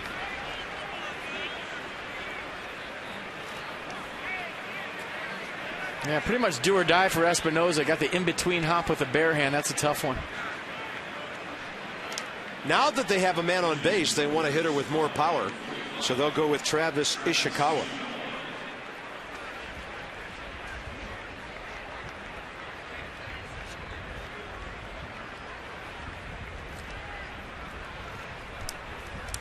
Travis Ishikawa started the Friday night game, went 1 for 4 with an infield hit.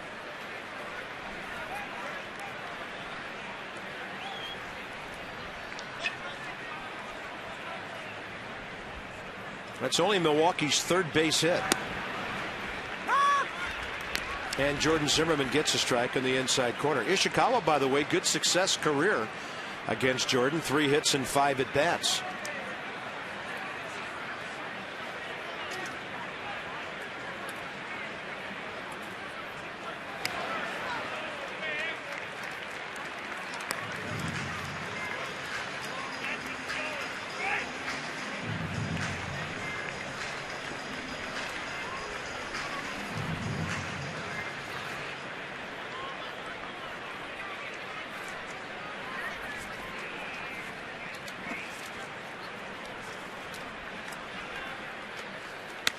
Fastball rides up and away. This is kind of what the outfielders are looking at the last couple of days. So you're looking straight up into it, right? Yeah, I just pictured the baseball above that blue striping on our roof, and where is it? That big yellow ball in the sky has had a lot of say in this series.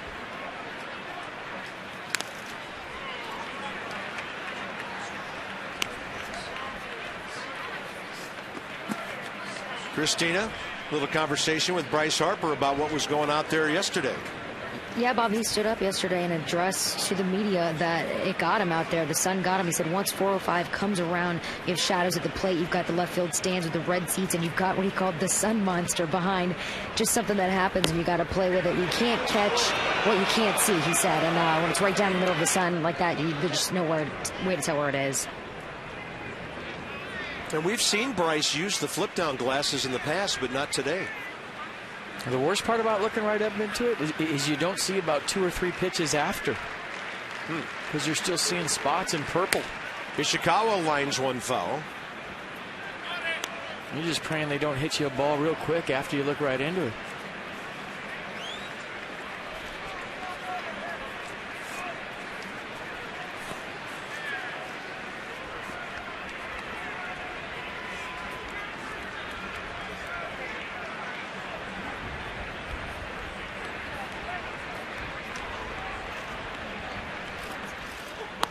And a off-speed pitch is low and away, 3-2.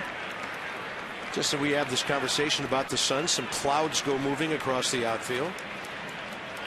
Temporary shade, I'm sure. Welcome to September baseball.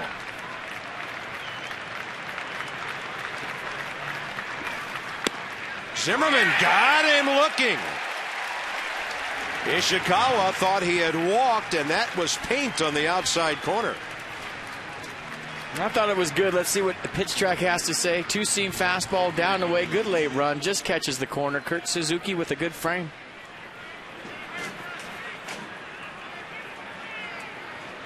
Two outs in the inning. Top of the order now. Nori Aoki, who's 0 for 2 today.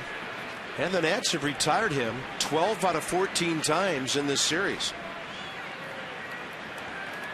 Boy, a good receiver back there, a guy that catches the ball well, can get you so many calls throughout the course of a season, throughout the course of a game, just by presenting that pitch in the manner to where you're not doing a whole lot with it, just a subtle turn of the glove, holding it there for a click. Little things to buy strike calls become big things throughout the course of a 6-month season.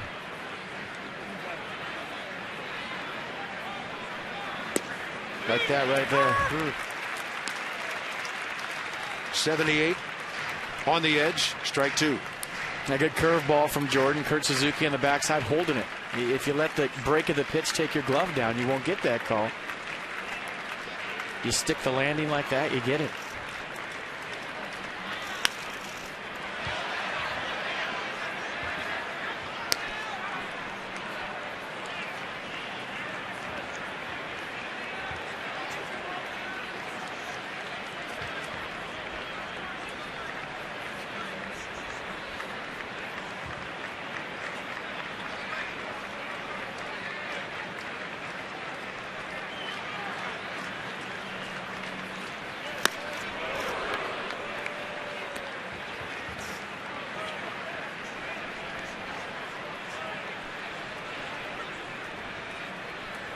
Well, you worry about Ricky Weeks with somebody on base, and even more about the guy behind him.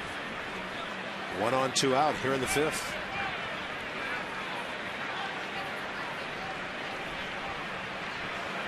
Runner going, swing and a miss.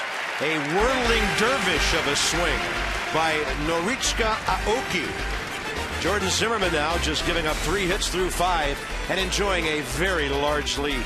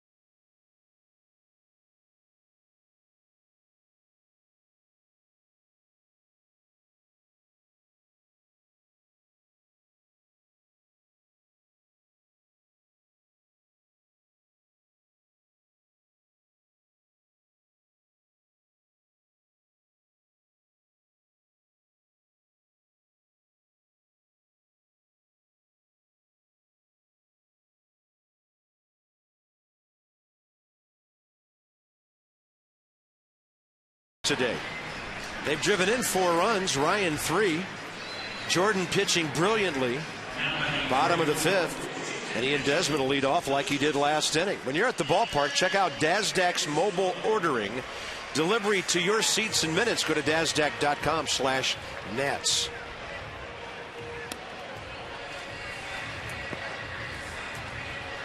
Cameron Lowe, hard-throwing right-hander, and a big man, 6'8", 245, originally a Texas Ranger. They released him in 08. Brewers signed him as a free agent. Been a mainstay of their bullpen, 53 games 2 years ago, 72 last year, and now this is appearance number 66. And pretty much 2 pitches, fastball, curveball, fastball, a little bit of 2-seam run to it in the upper 80s, curveball in the upper 70s. And they've looked to him at times as a closer here and there. A couple of saves this year. Takes that ball back, a real sidearm whip.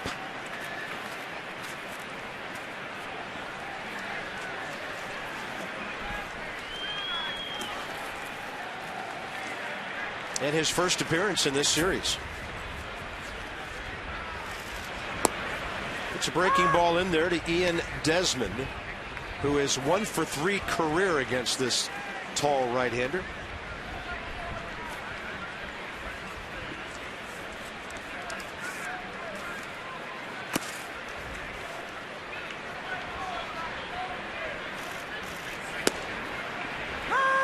Fastball, yes.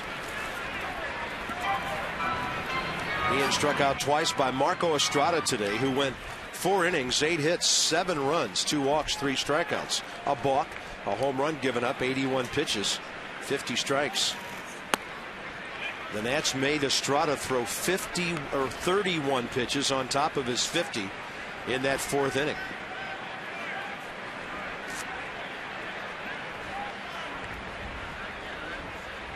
Danny Espinosa's checked in with another double today.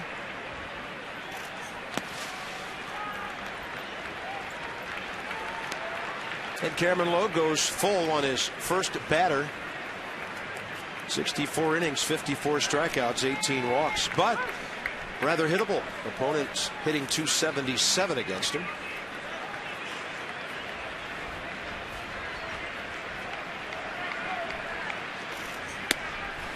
Fastball up. Ian Desmond aboard. Second time today, the Nats have their leadoff man on, and the other time it was Jordan Zimmermann. And as the Nats make a final push towards that NL East crown, don't miss a moment.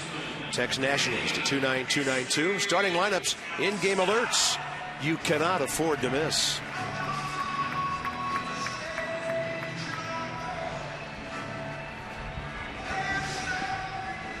Danny Espinosa 1 for 2 in the series, 2 for 8, but he's been on base 5 times.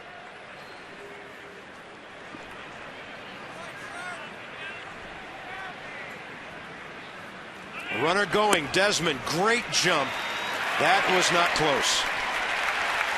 And Ian Desmond swipes his 20th of the year. So welcome to the 2020 club, Ian Desmond. And someday it'll be the 30-30 club, but right now we'll settle for 2020 for number 20. Big stolen base for Desmond. So he pays homage to Frank Robinson in more ways than just his uniform number this year. Look at all the 20s on the screen. Very nice. Gio Gonzalez likes that.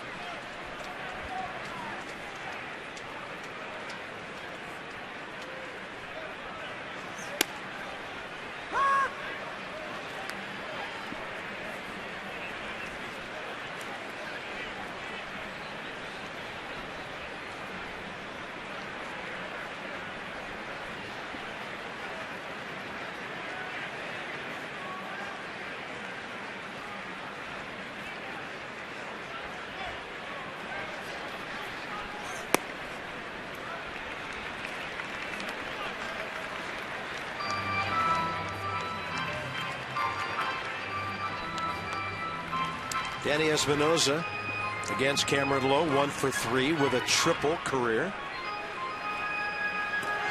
Didn't like the baseball, gets a new one with a 2-1 count.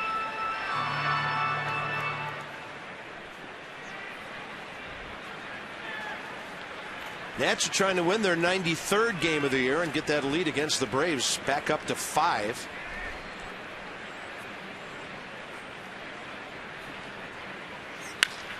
Base hit left field. Desmond waited for it to go through. Then it's booted by the left fielder. But Ian had already stopped. But Espinosa will go ahead and take second. So they'll have to give Ryan Braun an error. Desmond was just in the process of putting on the brakes. But as you well know, FP, the hitter had the whole play right in front of him. There's so many good base runners on this team that are always heads up, looking to take an extra base, whether you put your head down on defense or bobble a baseball. You have about 5 or 6 guys in this lineup that are always looking to get to the next base. And Danny Espinosa right here sees the bobble, sees the throw go toward home. Easy stroll into second base. Another 90-foot mistake for the Brewers. Ryan Braun, 7th error of the year. Roger Bernardino with the infield in. He was pumping. Last time he was up there with Espinosa at third with 1 out and fell behind 0-2, had to be defensive and hit a little ground ball to Corey Hart, and he threw out Danny at the plate. So he would like it not to get to a 2-strike count here.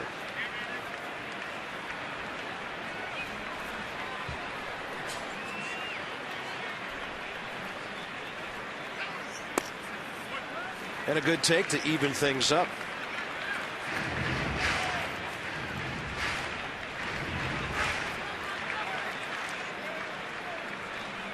So Desmond at third, walk and a steal. Espinosa, base hit. 2 for 3 today. He's at second.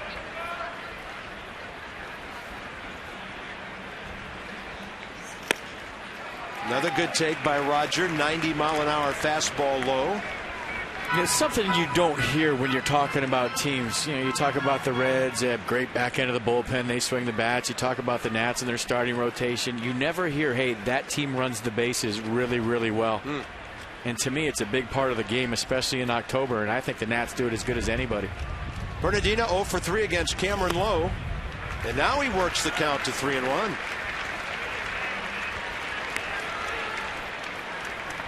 Kurt Suzuki finally broke through with a base hit last time after a hitless weekend. The guy behind him, who's pitching so well, 2 for 2 today. So this is not an easy part of the lineup at all for Cameron Lowe.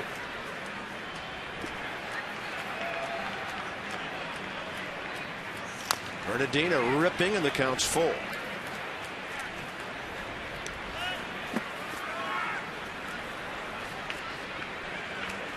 So 10 opportunities already with runners in scoring position, hitting a robust 400. Worth 2 RBIs thanks to the son. Zimmerman, a 3-run homer in that 6-run 4th inning. Bernardino, this one out to short. Coming home, Segura, out. That was close. That was not Here comes close. Davy Johnson. It was not close, Carp. Excuse me. He was safe.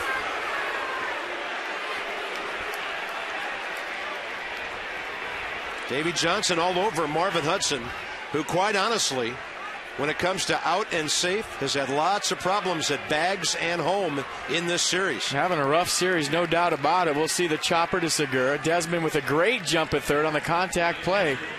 I thought the foot got in there with the naked eye. And on the replay, it absolutely did. And Marvin Hudson's about 0 for 4 in this series. It's not even close. 6-2 on the put out. And it'll be Suzuki with 1 down, runners at the corners. I wonder if an umpire, if you're a good umpire, you go through spells where you go in a slump too, just like a player does. So where you start doubting yourself. You make one bad call, you see it on video all over the MLB channel, ESPN, and now you start doubting yourself a lot like a player does when he starts playing bad. I guarantee you umps go through the same thing.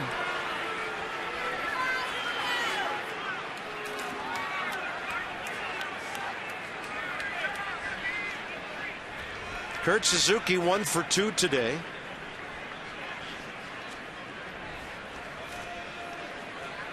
We've seen a lot of interesting calls in this homestand. Wow. And the breaking ball 0-2 on the outside corner. Well, Kurt's been very good in this department. Getting over 240. Playing in his 35th game as a National.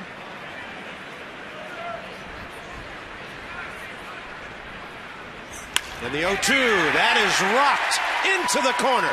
1 run will score. Bernardina flying around third. The Nationals lead 9-1. Kurt Suzuki picks up the inning and picks up RBIs number 19 and 20 as a Nat. Well, I'll tell you what, I hope we have a shot of Roger Bernardina flying around second base, because that might be the fastest human being I've ever seen on a baseball field. Once he saw that ball go down the corner, he was scoring no matter what. Great swing by Suzuki, pulling the hands in, getting the barrel of the ball. Bullet down the left field line. And let's watch Bernardina coming around second base, just absolutely getting it. I thought he was going too fast to make the turn at third. He was going to run right in the Brewers' dugouts. I thought the fastest guy I had ever seen on the bases was Willie Wilson of the Kansas City Royals. Roger Bernardina is right there with him. That is something to watch. Cameron Lowe out of the game. He's only retired 1 hitter, and that was suspect. And we have a call to the bullpen, packaged by the UPS store. We love logistics. It's all Nats. 5th inning right now.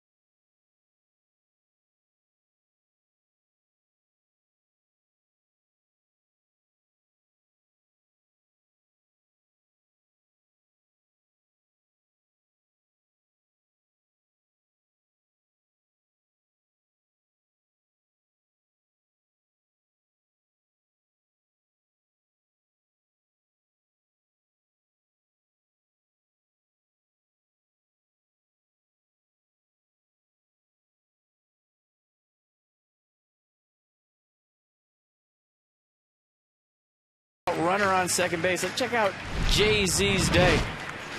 I mean, from the get-go, fast tempo, slowed it down a little bit, but has been pounding that strike zone with the fastball, elevated in 2 strike counts. The curveball slider combo's been good, and he's helped himself at the plate as well. First time up, got a base hit. Second time up, 2 outs, runner on second. This is what he did to score Roger Bernardina. So Jay-Z, big pimpin' today here at Nats Park. Washington area Toyota dealers helping children receiving medical treatment with their families at their sides at the National Institutes of Health. Every strikeout, $37 more for the Children's Inn at NIH. Josh Stinson, second appearance of the series, pitched when the Nats got way ahead on Saturday. He's in that same situation here.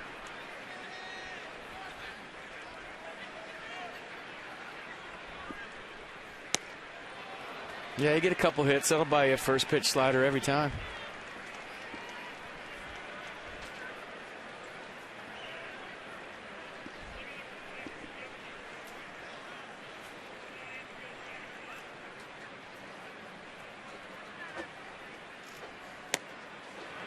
And another 0-2.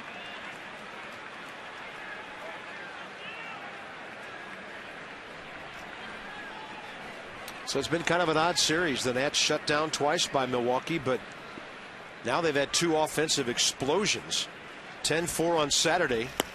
9-1 today. Jordan, you deserve to take a seat. Go get a breather.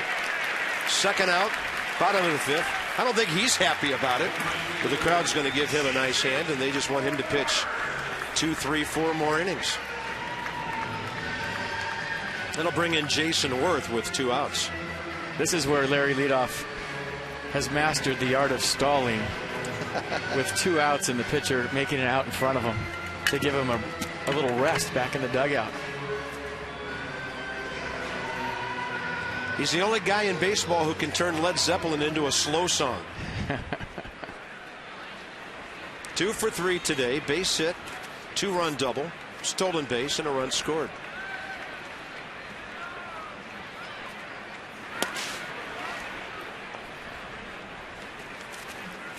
Three o'clock, or just thereafter, here at Nationals Park. It's been a good last hour for the Nats. 6 in the 4th, 2 more here in the 5th, and a 9-1 lead, trying to earn a split in this 4-game series. Remember the graphic we showed you the other day?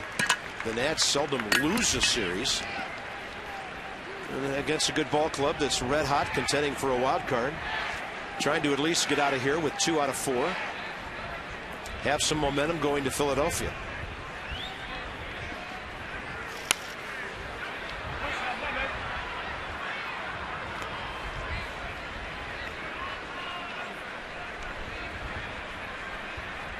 Well, I know the guy in the batter's box would love to pour some champagne in Philadelphia.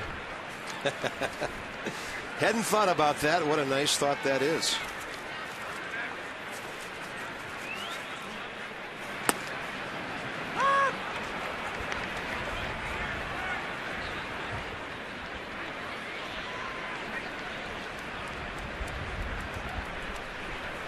Nats, by the way, this year are 2-4 at Citizens Bank Park. They owe the Phils a couple. Philadelphia leads the season series 7-5.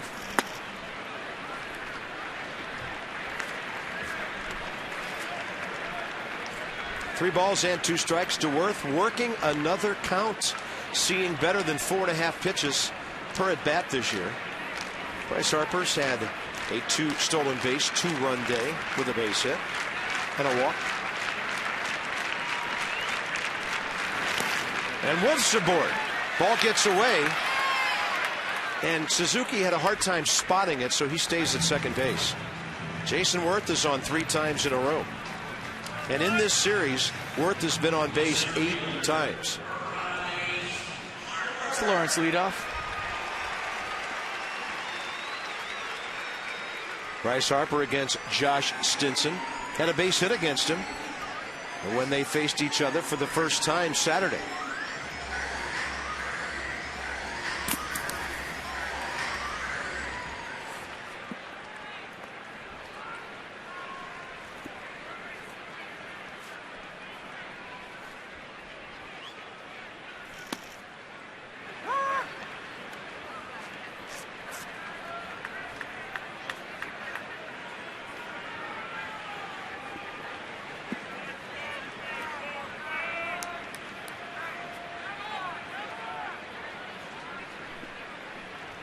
Target outside edge. Harper lets it go out there, 1-1.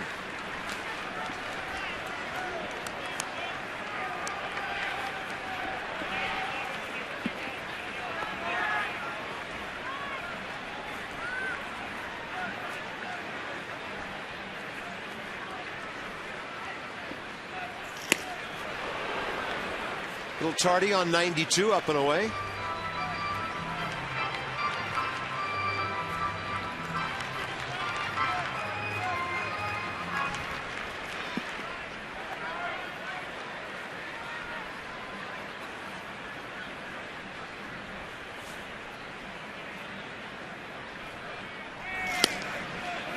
Trying to frame it, Jonathan Lucroy, and it's ball 2.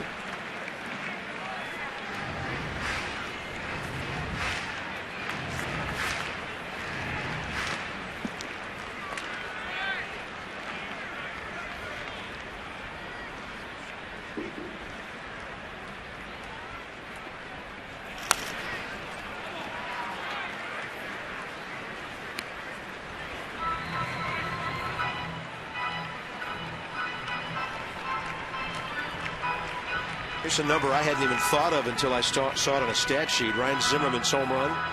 3 more runs for the Nats on homers this year. 268 runs on homers. They've given up 174. It's a differential of plus 94 on the long ball. The Nats are second in the league with 180. Brewers have hit 189. But just hitting home runs, the Nats scoring 94 runs more than their opponents. Pitching staff all year long has given up the fewest in baseball. 71 and 29 when they hit a home run. 2-2 again to Bryce. Way inside. Counts full. On the move shortly, Suzuki and then Worth behind him. The Nats have gone in order once today, and that was the second inning.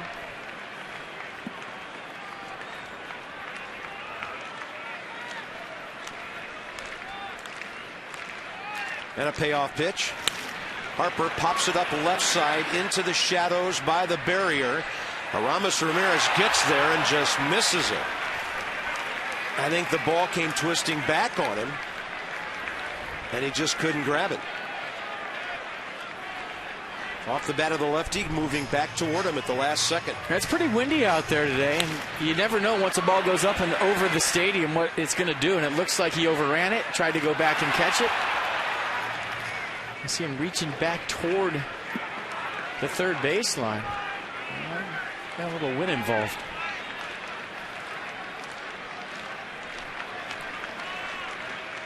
Three-two again. Harper off the end of the bat, short right center. Carlos Gomez sees that one, makes the grab, but the Nats pick up 2 more. And after 5 long innings, it's 9-1.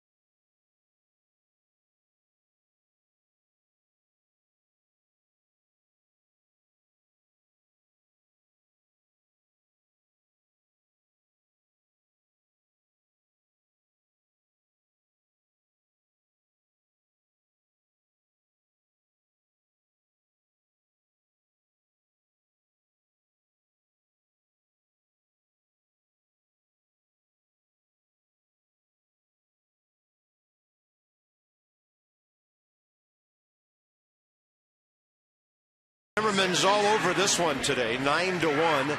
Nats have out hit the Brewers 10-3. The kind of pitching performance you hope for from a guy who's one of your stoppers, and then the offense responds big time today. Yeah, it's been the Zimmermans is getting the job done today. I mean, Jordan from the get-go, pounding that strike zone. I think early on maybe working a little bit too fast. He gave up a couple hard hit balls, then settling down, especially with the lead he has right now. Free and easy, just going right after these guys, and the offense getting the job done as well. One more point about Jordan Zimmerman.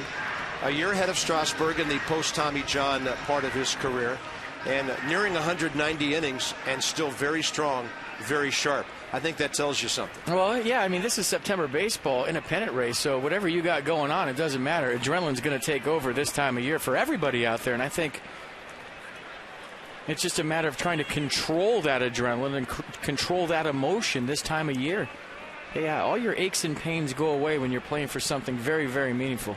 Pitch number 83 on the day, and Ricky Weeks tries to jump all over it. 6th inning underway.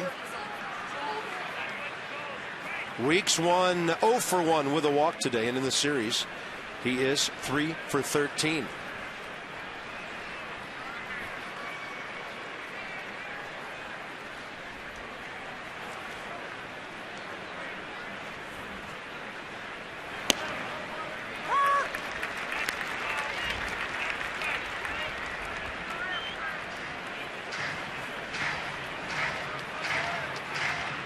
Stalking win number 12 today is Jordan Zimmermann.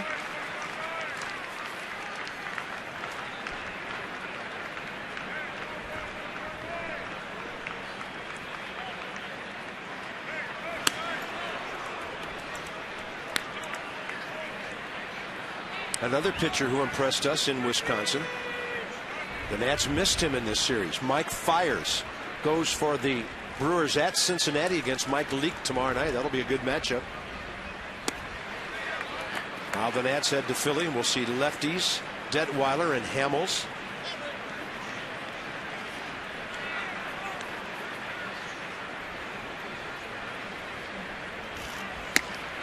Some gas upstairs, not his best bolt. 88. Speed might have fooled Weeks. And Jordan on the Kinetic North America pitch track has struck out 3 in a row. A slider up. Didn't get some break on it. Stayed up. I always talk about that slider. You pick up the rotation as a hitter. You think it's going to break. It doesn't. Sometimes it works out to be a really good pitch. Right there it was.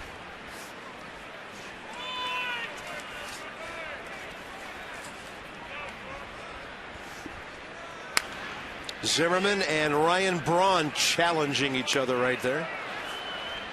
Jordan, by the way, 1 run today. He is second in the major leagues in most starts, allowing less than 2 earned runs. Only Felix Hernandez of Seattle has more with 17. Jordan, R.A. Dickey, Zach Greinke, Jared Weaver, all 15 games this year.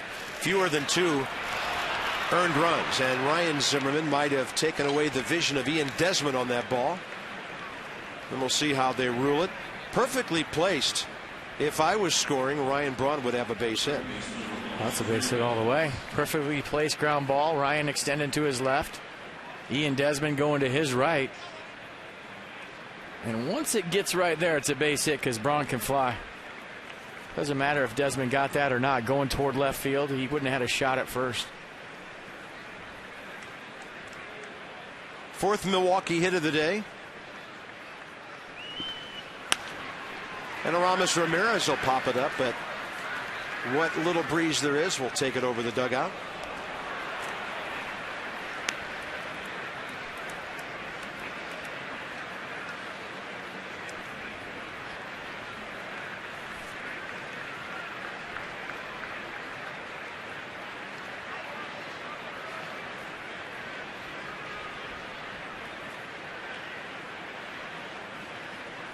Ramirez robbed twice today, once by Harper deep in center, then he had a line drive really well right at Desmond.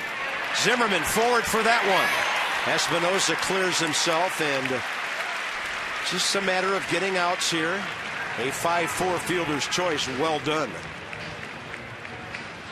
A smart play by Danny Espinosa on the backside. Good play by Ryan Zimmermann to get him the ball, but you get a short hop right there in a 9-1 game. There's no need to hang around as a second baseman and try to be a hero right here and turn this, especially with Ryan Braun, who runs, bearing down on you. And here's Corey Hard, who homered, leading off the second, the only Milwaukee run of the day. And Jordan starts him off with a hard slider away.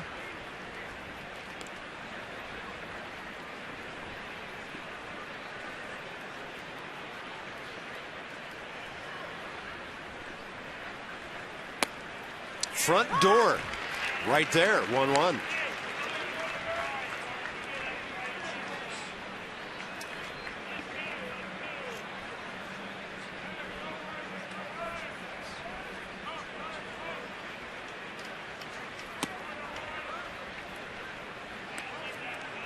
There's Teddy hanging out with the Marines.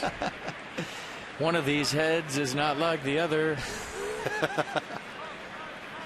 Now that's a jarhead for you. That is a big one. Isn't that great? Teddy Roosevelt with the Marines. You'd think one of those guys is saying down in front. Down in front, sir, to you. And Worth will make a nice run and grab that one. Bottom of the 6th coming up. Teddy and the Marines. Bunch of tough guys.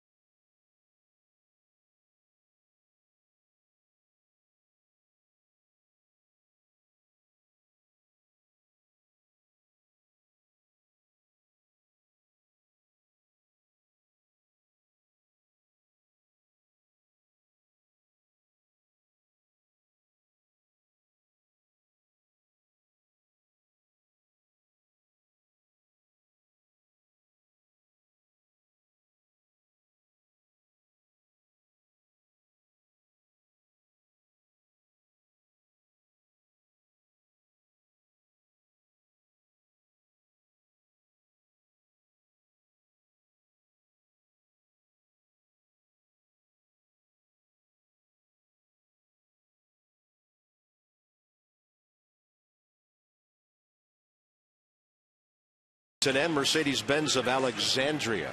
Jordan Zimmerman sets the tone for the day with great pitching, so the offense can respond. Bryce Harper, couple of runs, couple of steals. Ryan Zimmerman, a big hit. Yeah, belt-high fastball, home run number 24, right down the middle. Lets that ball get deep, head down, great extension. Classic swing from Ryan Zimmerman.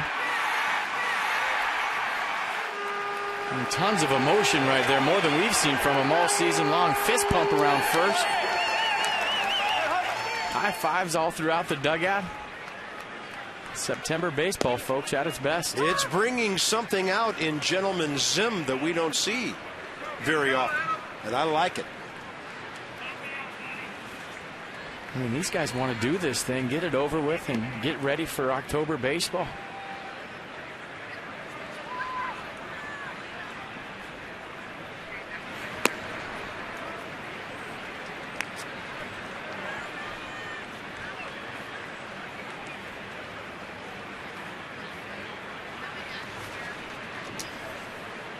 So Ryan 1 for 2 today, a walk, a 3-run homer, 92 RBIs. That ball will get out of play over to the right side, and every time the Nats go deep, $200 more to the Children's National Medical Center from your very generous Washington area Lexus dealers.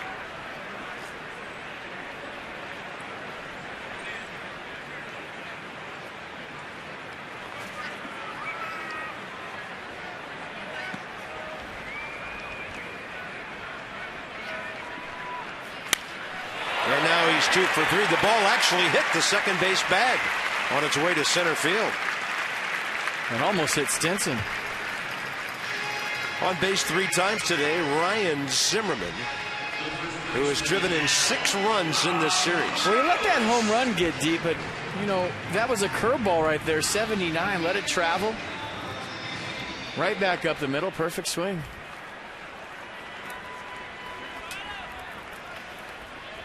So Ryan in line for his best RBI season since 09, when he drove in 106, his career high. Actually, his second best, 110 back in 06, his first full season. Number 2 in the Rookie of the Year balloting back then because of all those Marlins. There's LaRoche 0 for 3 today. Adams popped it up 3 times. But he can't do it every day. That's just foul outside first. Nats box score. Get busy. 4, 5 guys with multi-hit games today, including the number 8 hitter and the starting pitcher. When that's happening, everybody's getting it done. Yeah, top of the order on, too. Still think that's the biggest key for October baseball.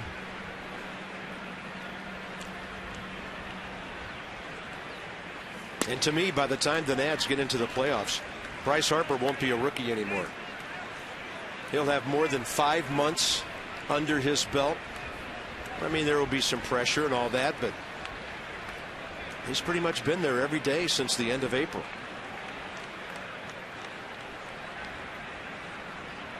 Worth leading the way right in front of him.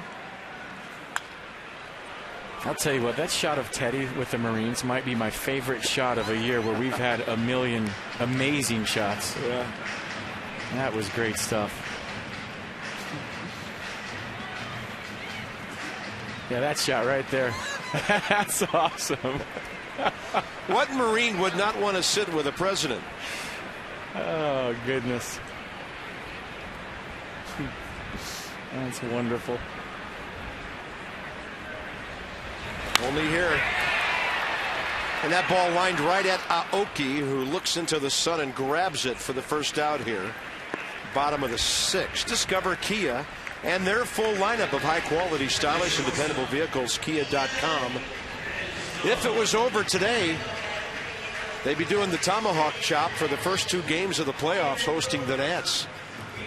But Chris Spire had some interesting things to say. Did you see? He thinks or would want to be the 3rd seed because you get the first 2 games at home. Yeah, so many variables. And then, of course, Atlanta and St. Louis, if they end up with the wild card, that crazy, insane 1-game winner take all that would be in Atlanta. Man, I just think you play all year and you might come out. What if your starter has a bad first inning? I just think 2 games at home. I would take that too. Absolutely. You can win 2 games at home, and you can also take 1 of 3 on the road. But yeah, it is hard to go on the road initially and take a game. I mean, could you imagine going to AT&T Park facing Matt Cain and Madison Bumgarner in that environment? And that's in 2 considered. games? And that's considered having home field. Yeah. Then you have to come home and win 3 at your park. I mean, that's hard. So you work all season long, and obviously it's just for this year, and they're going to fix it. But you work all season long to go on the road in a hostile environment to play 2 games to start a playoff. That's not right. I don't really see why it couldn't have been right this year. What would one more day be? It's all about to move some teams around. It's all the travel. You know, I mean, if you were talking several days, but I just don't get it. It's all based on the travel.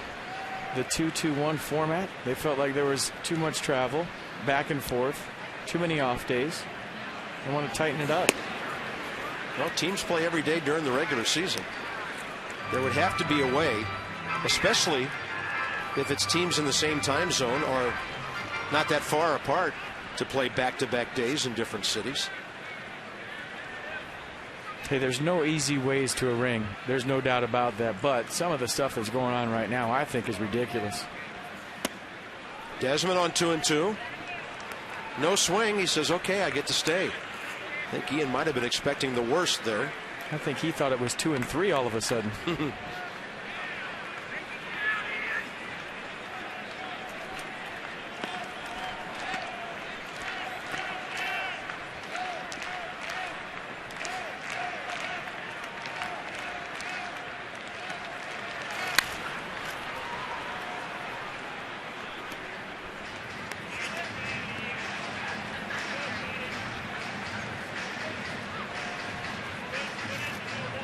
Nats trying to win the season series from the Brewers, 5-3 if they can hold on.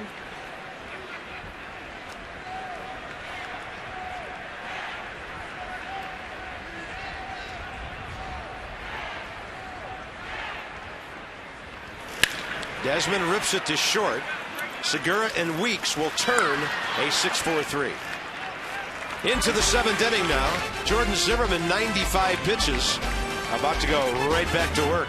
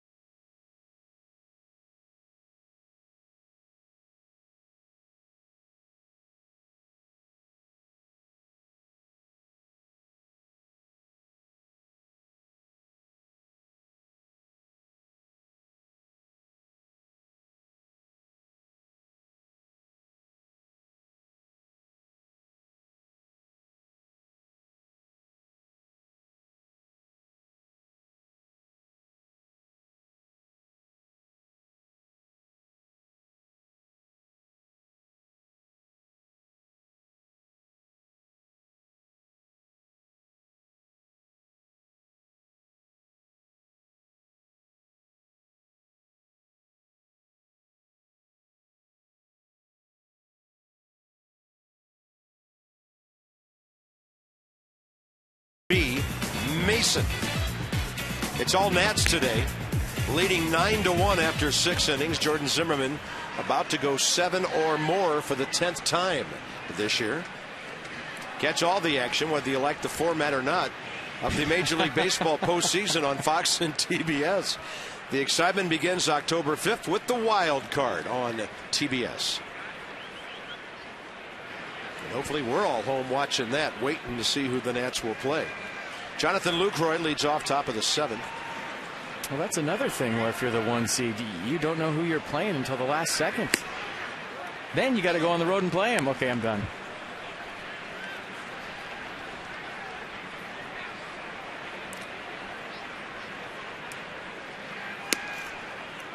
Two balls and no strikes.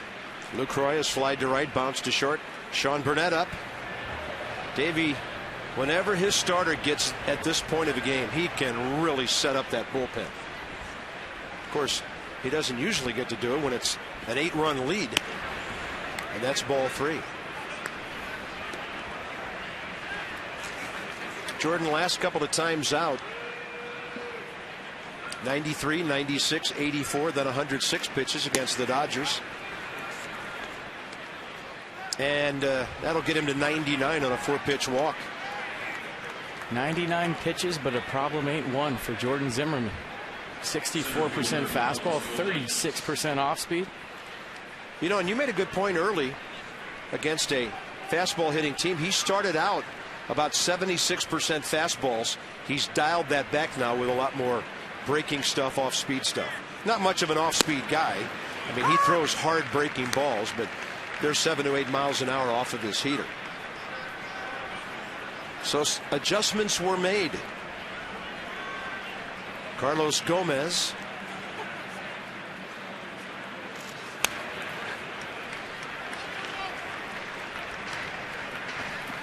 Oh-2.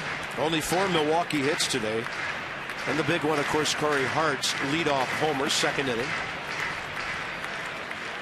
Gene Segura triple later in that inning. He has an infield hit, and Braun has an infield hit. This is a shutdown game for Jordan Zimmermann so far. Front door on the breaking ball. What's a right-handed hitter to do about that?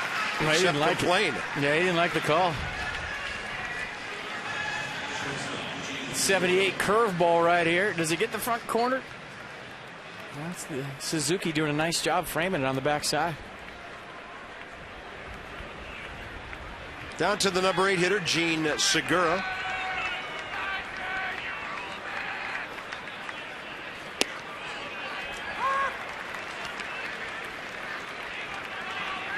Nigel Morgan was on deck last time and then got replaced by Ishikawa once Segura got on base in the 5th. Ron Renicky was looking for power. Ishikawa struck out looking. And Jordan Zimmermann now in express mode gets Segura 0-2.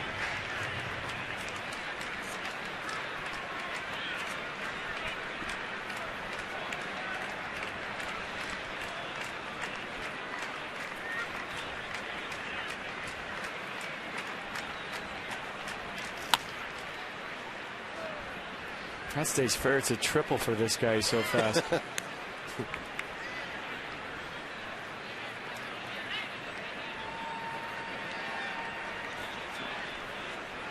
Manny Parra has not appeared in this series. Lefty, their only southpaw in the bullpen, former starter. We've seen everybody else in that Milwaukee pen.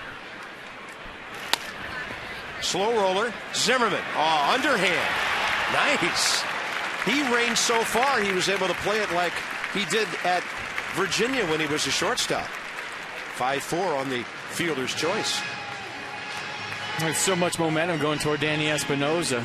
It was a smart play, almost like you said, a shortstop feeding a second baseman. It was a good firm underhand feed too with something on it. If it wasn't Segura, they would have turned this. Good job ranging to his left and running toward right toward Espinosa. Good feed. Nigel Morgan will pinch hit now. Davey Johnson going to get Jordan Zimmermann.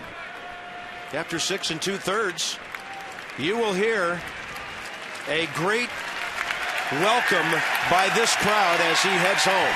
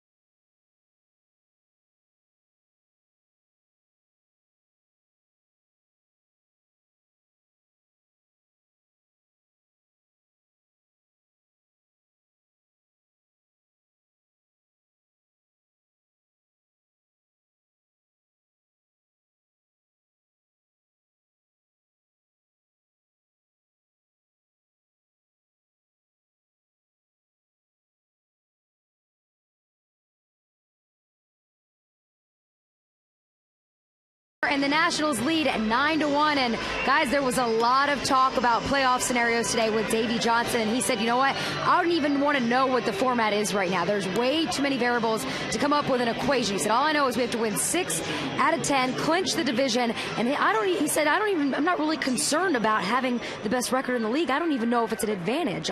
He just wants to clinch the division so he can give his regulars some rest and also get his rotation set up. He says he'd like to start with Gio in game 1 of the start of the playoffs, and the sooner they clinch, the better off sooner he'll be able to go ahead and get that rotation set up. Yeah, great point. How much of an advantage is it to go on the road for the first 2 playoff games after you've garnered the best record for 6 months? Well, that's for a week and a half to 2 weeks from now. I'm just glad we're having these conversations. Ryan Matthews roughed up yesterday via the Brewers. He'd like to get back out there and get something done. Now the Milwaukee manager, Ron Renneke, counters with Martin Maldonado, the catcher, for Nyjer Morgan. And Sean Burnett has him 0-2 in a hurry.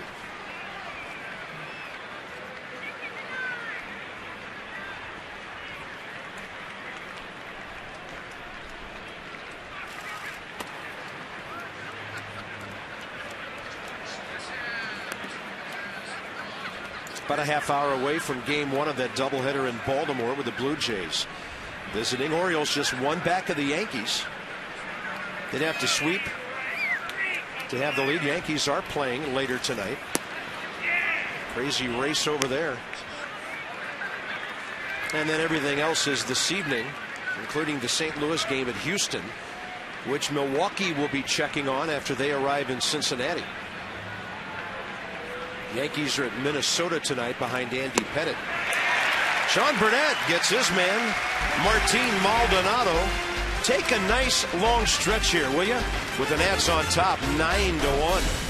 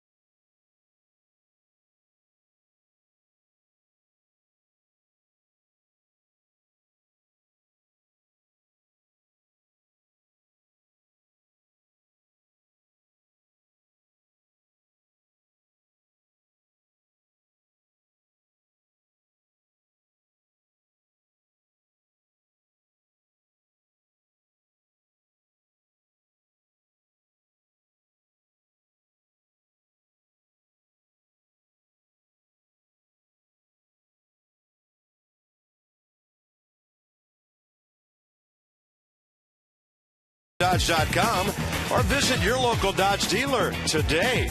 And by AT&T, the nation's largest 4G network. AT&T, rethink possible. Gorgeous at the Tidal Basin today. The Jefferson Memorial breeze is blowing. The leaves will be changing very soon. Ross Detweiler for the Nats. He'll be looking for his 11th win. Really good 3.10 ERA. Ross has been dealing, and he pitched the clincher, the playoff clincher against the Dodgers. But the Nats have to deal with 15-game winner Cole Hamels, 2-1 against the Nats with a 1.17 ERA.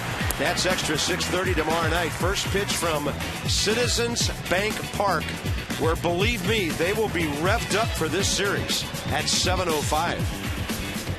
And I like it. That'll be fun. We've been looking forward to this for years, to go into Philadelphia late in the season and not be the underdog. It's the Phillies who will have all the pressure on them. Manny Parra, the only lefty. He's made 74 major league starts prior to this season. None this year. It's all been a relief for the lefty. 4.50 ERA, 59 strikeouts, 56 innings.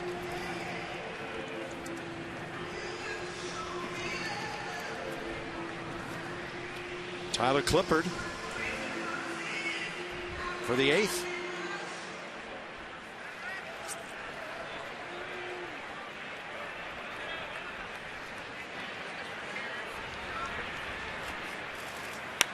Danny Espinosa goes up hacking. And a par 4 pitch guy. Fastball, curveball, changeup, split. Pretty good fastball, too. Averages around 93 miles an hour.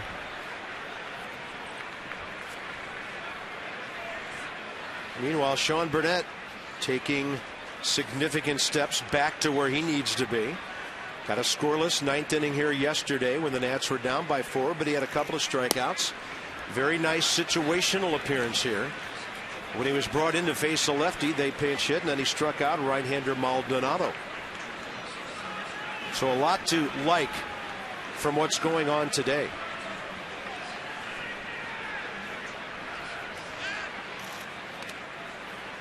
Nasty breaking ball. By the way, Jordan Zimmerman's line today, 6 2/3, 4 hits, 1 run, 2 walks, 7 strikeouts, 106 pitches, 72 strikes. Win number 12 for the taking. Big time pitchers step up in big time games. By the way, you see the low in Philadelphia tonight? 48. I'm glad you told me that before we pack.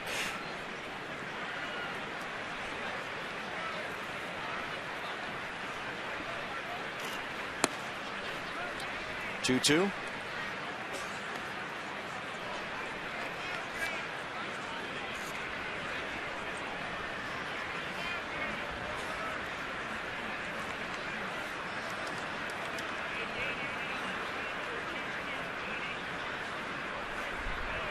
Good day for Danny. A double, a base hit, run scored.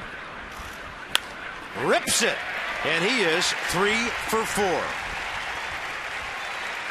So Espinosa in this series on base 7 times, and he will be 4 for 11 swinging the bat.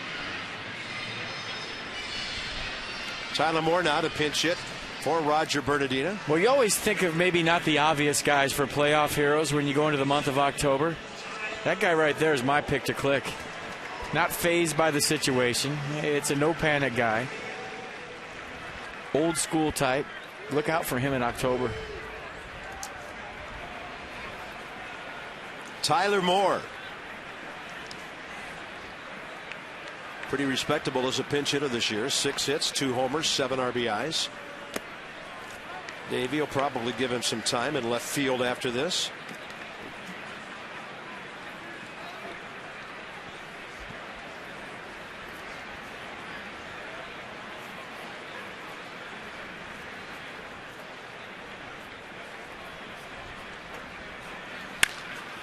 To Hopper. Brewers looking to turn another 6-4-3.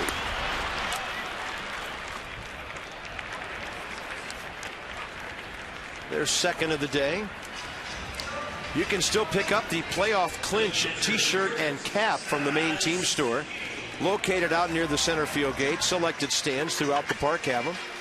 202-640-7777 if you'd like to find out more by phone.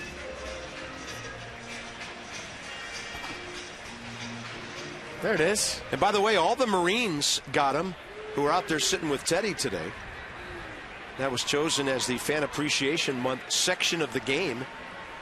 They were sporting some of those, but they're in full uniform today. And they are still making Teddies. It'll be ready in February.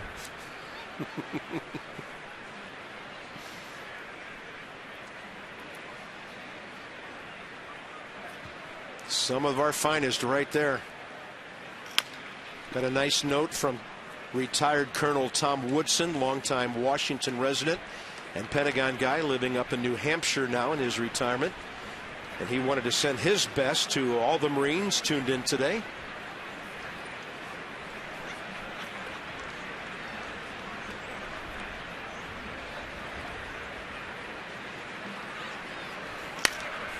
Tyler Moore, Suzuki high in the air, out of play right side. Kurtz had a good day. Flew out the first time. He was 0 for 9 in the series, and then he gets a base hit up the middle, drives in 2, where they down the left field line doubled in the 5th. So he's driven in 20 runs in 35 games wearing the Curly W.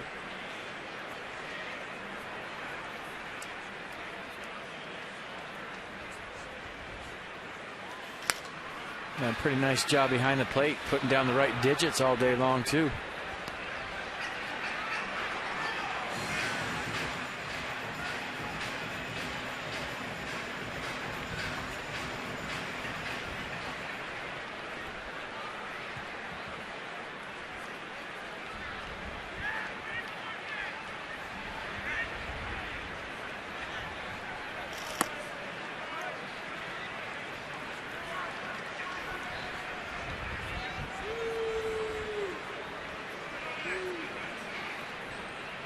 2 balls and 2 strikes. The shadow from the grandstand into the batter's box and beyond now. Bottom 7. It's a nice time of the day to have an 8-run lead. Fastball just misses.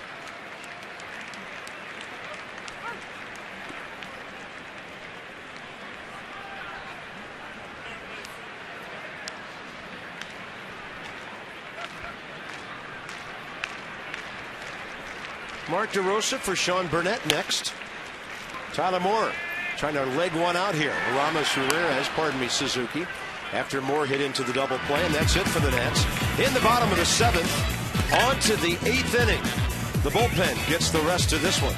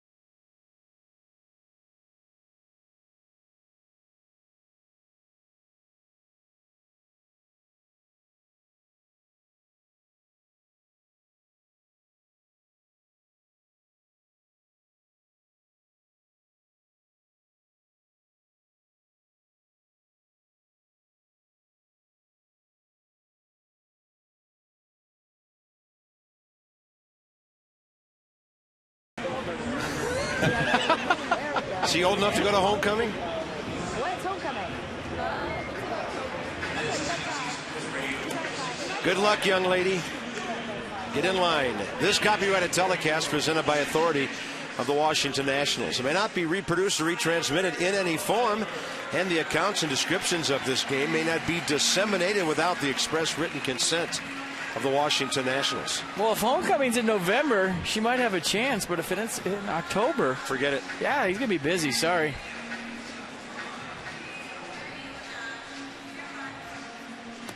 Tyler Moore stays into play left field. Tyler Clippard to get some outs here and get the Nats into the 9th and on their way to Philly. And get him right, get him tuned up.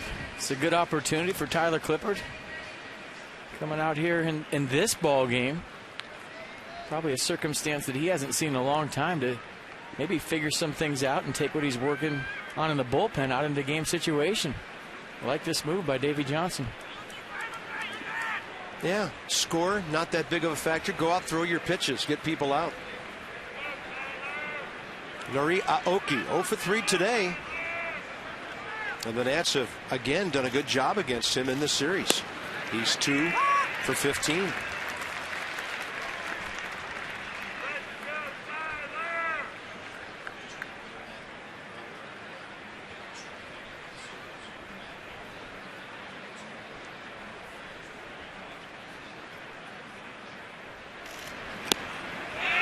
That's a changeup that'll wrap a hitter around in a circle and take one of his hands off the bat. Yeah, he spun himself around a couple of times in this series. What I've seen from Aoki, pretty good fastball hitter. Doesn't miss him very often, but I don't think he loves the off speed.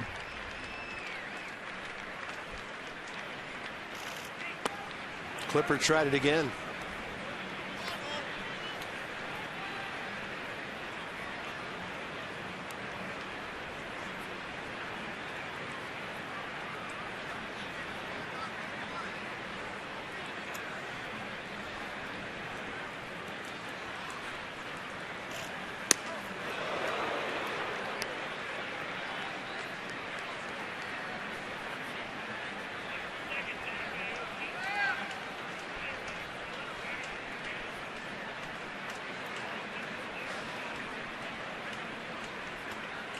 2 balls, 2 strikes, top of the 8th.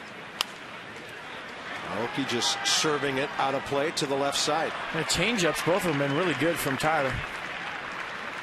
Get ahead with that fastball, drop a changeup. And when that changeup's good, it's down and away to the lefties, and she got herself a souvenir. That's awesome. Way to go. Nice. iPhone, Beanie Baby, and a souvenir. There's another one for somebody.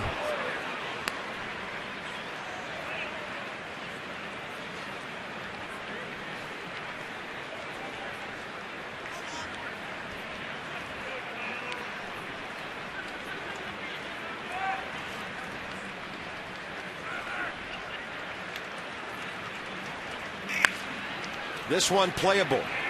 Come into the game, and the ball will find you every time. 1 out. I thought I'd cue you that time. Yeah, thanks. A little roll reversal. I like it. 3 games left starting next Monday when the Phillies are here at home, that is. Check it out, Nationals.com. Come on out, give the guys a huge send-off toward the playoffs. Day game a week from Wednesday, Monday, Tuesday night. I'm just waiting for this park to go berserk one night. I mean, it's been close a couple times. It's been in the red. I want to see it just go absolutely berserk, and I can't wait till that happens.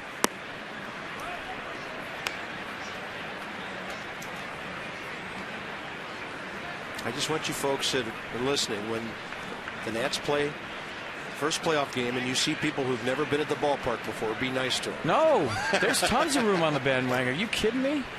Everybody's invited.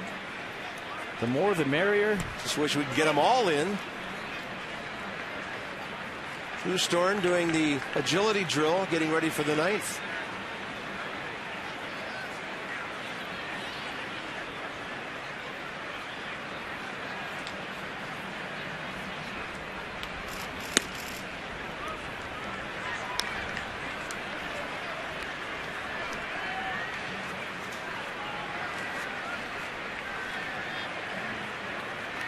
So Tyler Clippard goes to 3-0 on Ricky Weeks. Nice crowd for a day game. Over 25,000 here. 25-302.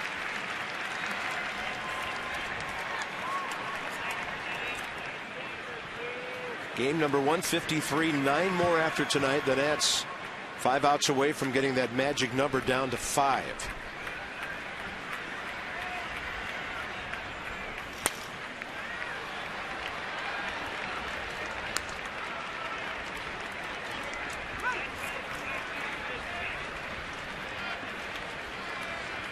He likes a changeup.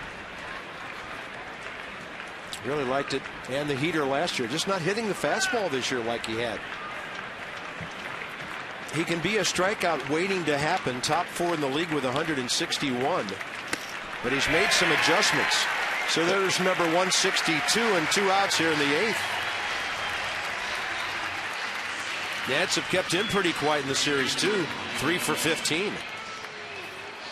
And getting on top of that fastball, good 2-seam run in the shadows. That's a tough at bat for anybody, but that's a nice 3-0 comeback right there for Tyler Clippard. Yeah, Weeks actually got too far over the top on that fastball, missed it. Ryan Braun 1 for 3 today in the series, 7 for 13.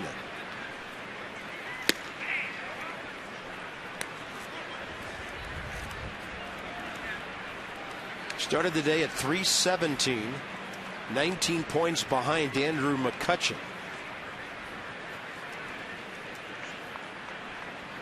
Buster Posey might be the only hitter with a chance to catch the young Pirates superstar for the batting title.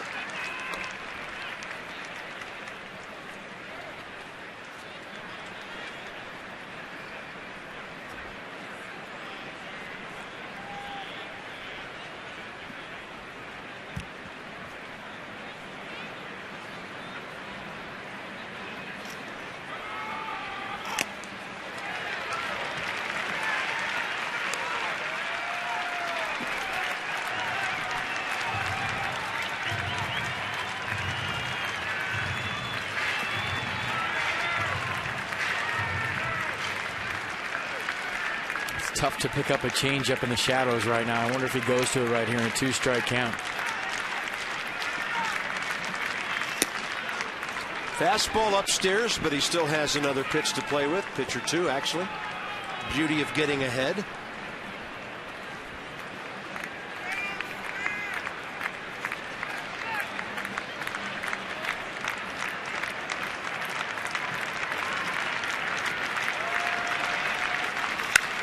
And Braun cracks one to left. Well foul.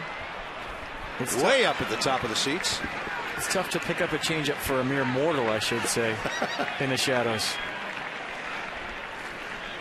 Well, I have to admit, souvenir hugs. Yeah. My thought was, as Braun walked in, at least the Nats have kept him in the yard in this series. I wasn't going to say it till after the at-bat. 9-1 game. Let's see what happens.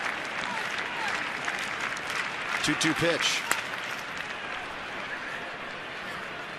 See, that's the difference in really elite hitters, good hitters like Ryan Braun and 2-strike count, that he can just flick his bat out there on a borderline pitch because, you know, I'm really not sure if that's a strike or not, but my bat is so quick that I can let it get right in the glove, flick it away, and give myself another chance.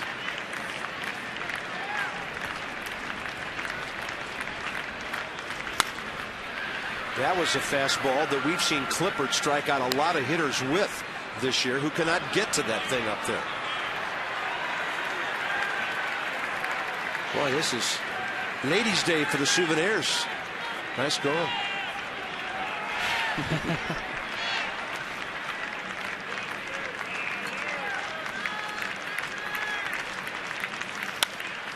And Braun will pop this one up. Out goes Espinosa. It's going to drop. Tough play. Ryan Braun 2 for 4 today. And unless something really bad happens, he finishes this series 8 for 14. But you know what? Facing him, you'll take 3 RBIs in 4 games. Boy, when you're hitting 317, 318, whatever he's hitting right now, they all fall, don't they? C&I single in the 5.5 hole last time up. Bloop single to right there. And hey, in the shadows, when you're battling a pitcher like Tyler Clippard, you'll take him any way you can get him. Put the ball in play, good things happen. I've got him at 318, so this point of the season, that's how tough it is to gain ground. He goes 2 for 4 and gains 1 point on his batting average. That ball hard hit by Ramirez. Way out to left. That'll one-hop the wall. Braun scores easily. It's a 9-2 game. And Tyler Clippard's going to get through another inning without a 0.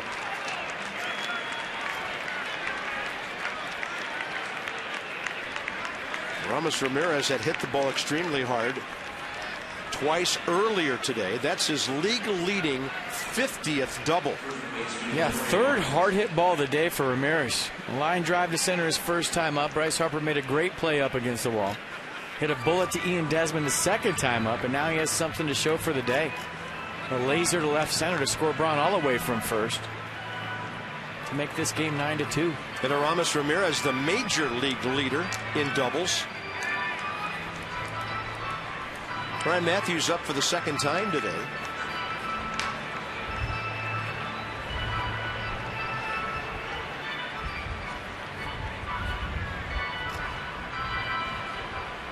So the Nats closer for most of the season struggling here. The Braun ball not hit that well. A blooper that falls in. He'll face Corey Hart now.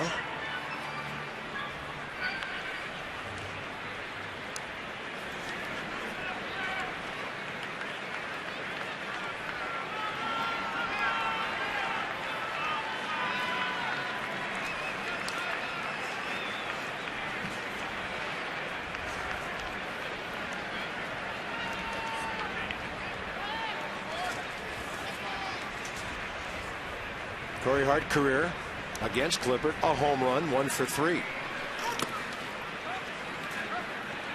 When Tyler Clippard's locked in, the fastball's down the zone. It's got a little run to it. The changeup has some fade to it. But everything's down. And then he elevates with 2 strikes because he wants to. Last 2 or 3, 4 times out, everything's been up. Today a little bit better, though. Fastball's been downhill, so is the changeup. And just left that one out over to Ramirez.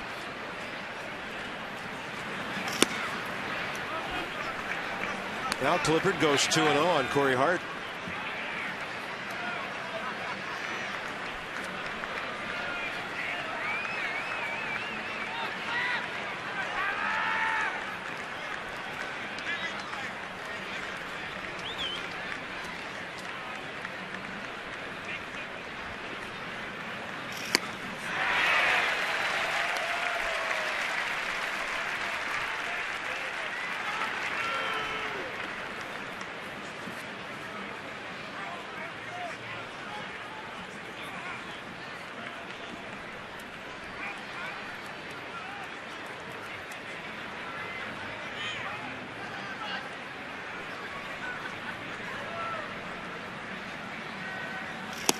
Two-one change up. No, that's a fastball. 93. Yeah, that's fooled. He is so good at the same motion on everything.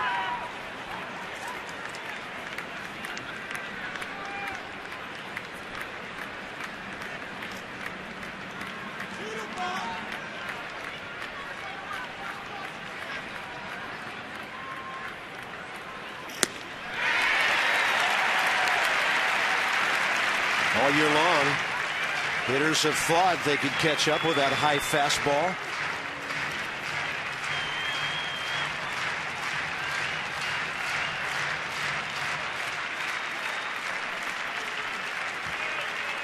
You go 3-2 change right here.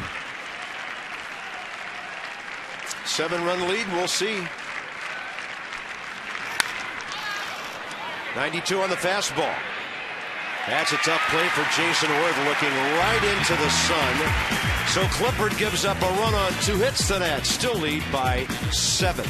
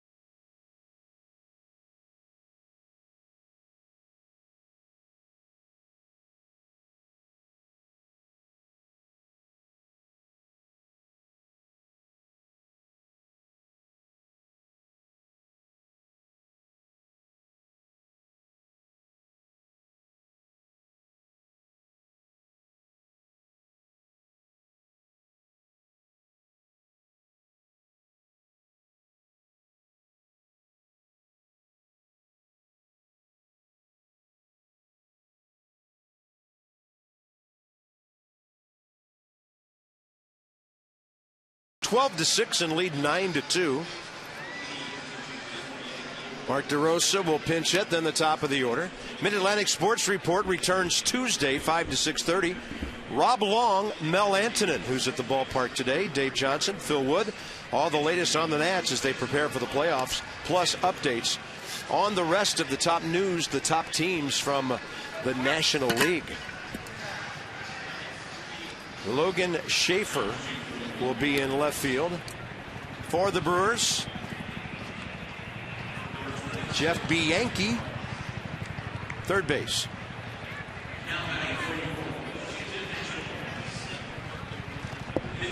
Eric Ferris. So Ron Renicky preparing to battle another day against the Reds, getting some of his guys out, and then Taylor Green for Corey Hart at first base. And Drew Storm getting it hot for the 9th. Yeah, go out there, pretend like it's a save. It's not an easy thing to do for an adrenaline junkie that's used to having them. Mark DeRosa for Tyler Clippard.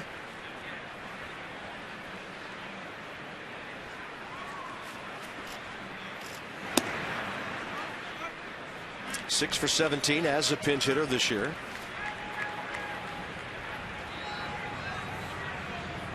Very respectable pinch hitting numbers.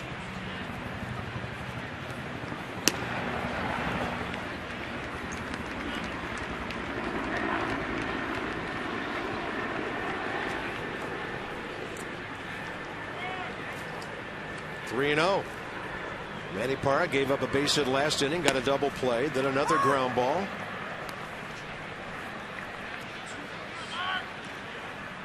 By the way, just in case you're interested, that was a 28 pitch inning for Tyler Clippard.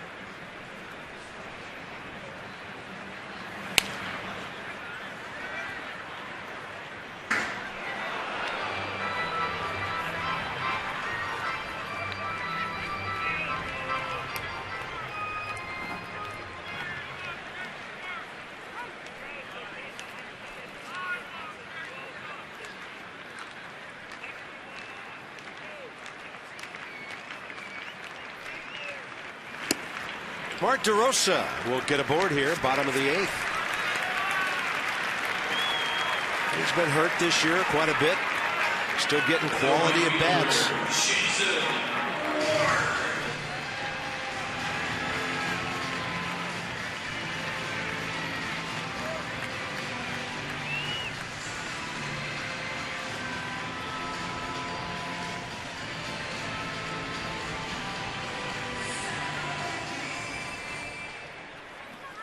Jason Worth had another fine afternoon as the leadoff man.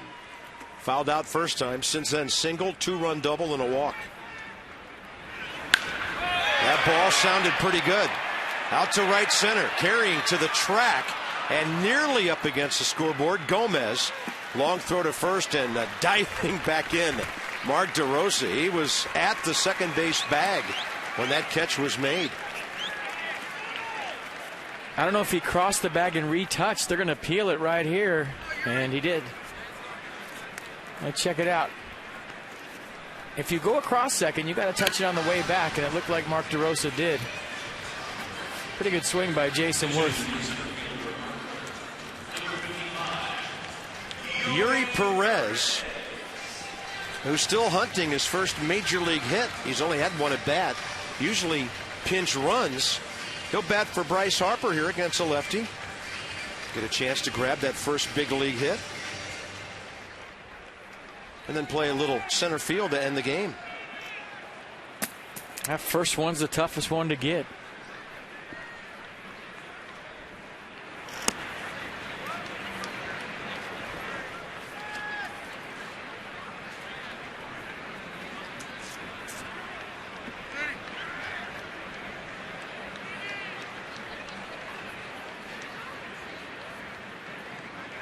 .22-year-old outfielder.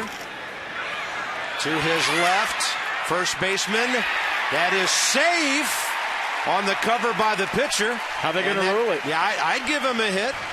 I mean, that's a first baseman going to the line, having to turn completely around to make a throw. I mean, speed makes that a hit. We're throwing it out. Yeah, the dugout thinks it's a base hit. I think it is too. Great hustle by Perez. Smelling that first big league knock, running down the line. Full bore right here. Realizes he's got a chance, dives into the bag. Do we have a verdict? Oh my gosh. Worth's got the ball. They're waiting E3. And the dugout shows what it thinks. They have his first hit ball in their hand. Yeah, if somebody could throw it up this high, they might. I'd save that anyways, boys. It's got a good chance of being changed. There's Major League Baseball authenticator guy with the stickers. I mean, have a sense for the moment. It's 9-2. Does it matter? It's a hit.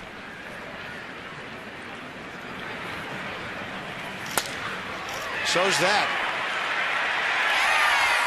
Around third scoring DeRosa. Ball gets away from Aoki. Perez flying home. The Nationals lead 11-2.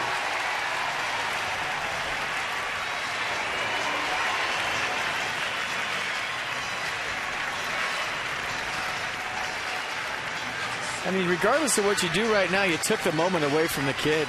Happens once in your lifetime, your first major league hit. If you change it, so what? I mean, there's nothing like standing on first knowing you got your first major league hit.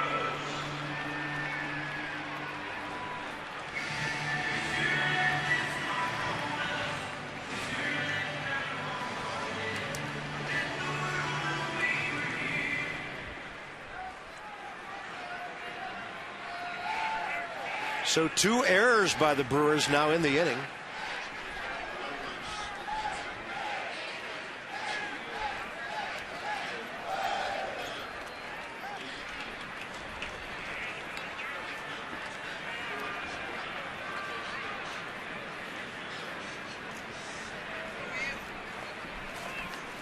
Adam LaRoche on a count of 1-0.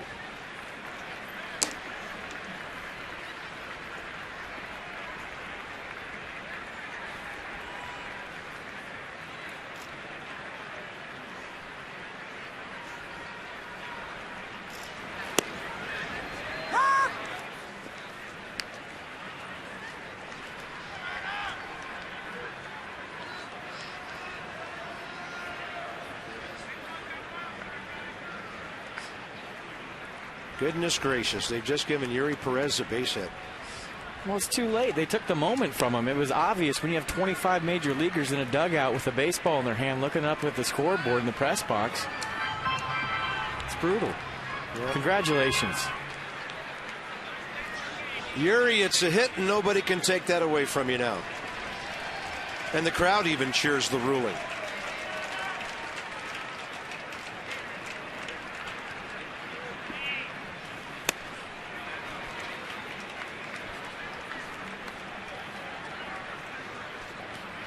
There it is. It's official. You're in the club, Yuri. Had a baby. Congratulations. Put the stickers on the ball. Stickers for everybody.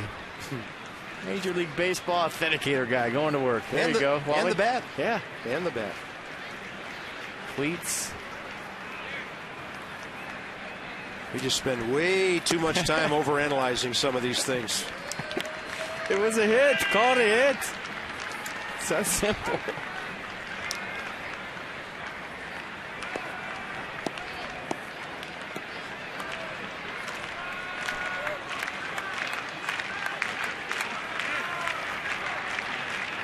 Three balls and 2 strikes to Adam LaRoche.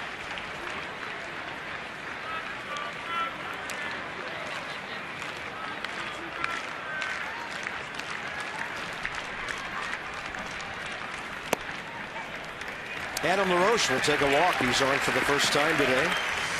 2 walks in the inning by Manny Parra, who was an 11-game winner, 10 games the year before that, as recently as 08 and 09 for the Brewers, but his lot is in the bullpen now.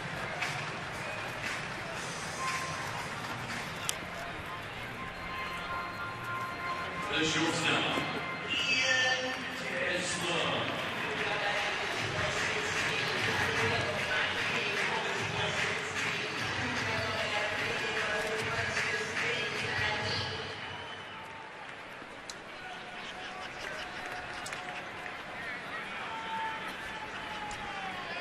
Ian Desmond is 0 for 3 with a walk. Still only 1 out here in the bottom of the 8th. The best part about Yuri Perez getting his first big league hit for me is I didn't have to change my scorecard. I gave him a hit. I'll learn. You know, when I have it accurately reported until they change it. And, I did an official survey. I kind of did some research on my scorebook. It's 1.5 pounds heavier from whiteout because of changed scoring calls this year. Well. That's okay. That's my problem at the airport, not theirs. 1 ball and 1 strike to Desmond. Ian with a big rip on a pitch up.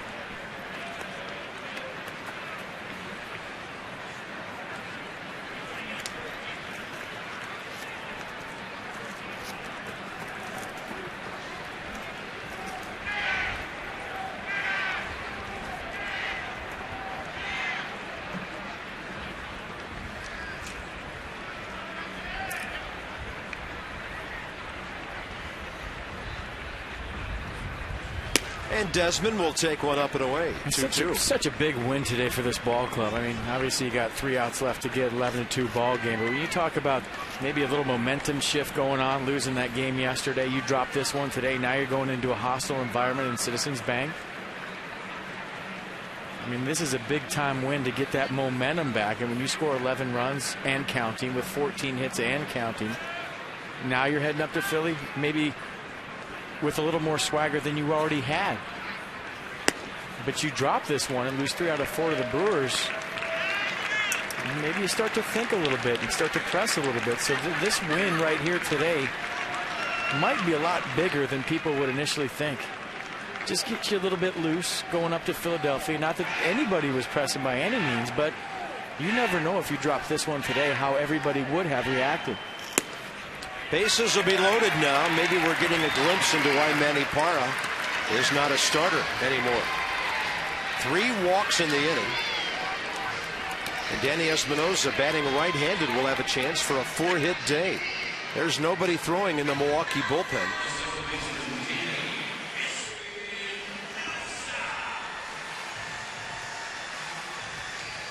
You know, thinking back to player mode, there's no mercy at this point. If you have 3 hits in a game, you're feeling free and easy at the plate. You're thinking about 4 and maybe a home run. These are the relaxed at bats. You got 3 in the bank already. Sounded like a broken bat. Danny will get a new one.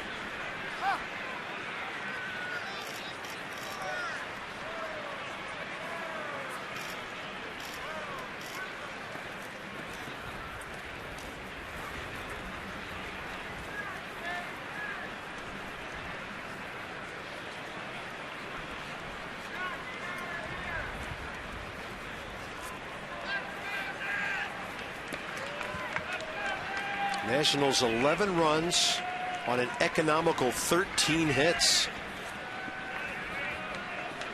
Levon was hit hard by the boys on Saturday, a 6-run 4th inning. And the Brewers might need him to finish this up.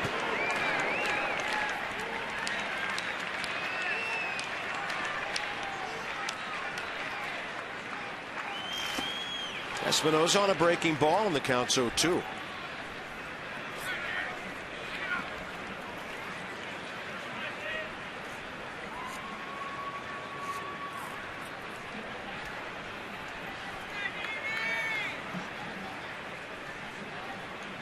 On the other end of that, Carp, you wonder what the Brewers are going to be thinking heading into Cincinnati after dropping this one, if they still have fight left. This loss, and St. Louis plays tonight, this loss would put them 3 back. They'd have to hope for the Houston Astros to give them help. Well, that's not fun. St. Louis still plays Houston, the Nats, and the Reds. I think the Phillies actually who they end up with.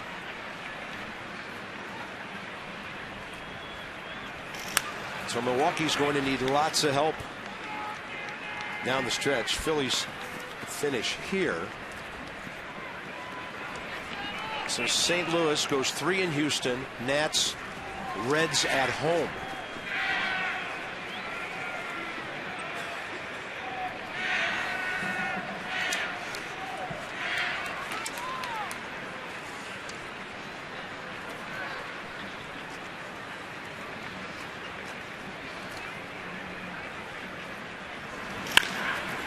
And a ball to deep short. They'll do well to get 1. No chance at first, and trotting home is Ryan Zimmerman. It's now 12-2. Danny Espinosa will pick up an RBI, his 54th of the year. Segura is some kind of fielder, I'll tell you what. The more I watch that guy, the more I'm impressed.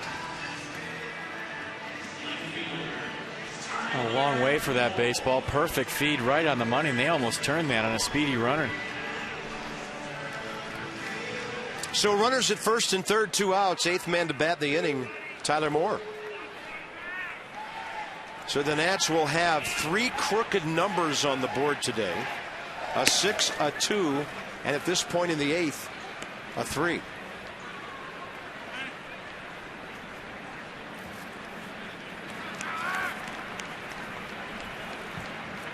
Tyler hit into a 6-4-3 double play, pinch hitting last inning. Now playing left field. He's sitting there going, it's 3-2, it's 3-2, it's 3-2.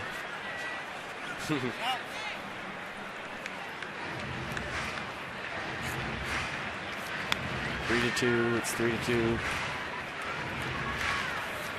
3-2. I have a 1-run lead. No margin for error. You have to do that. It's a big league game. You're about ready to face big league hitters. It doesn't matter what the score is.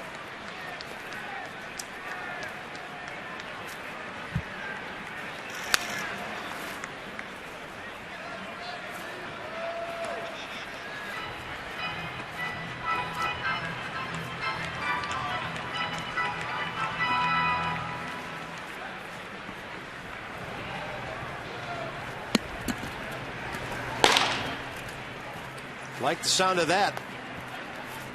And a 1-2 to Tyler Moore.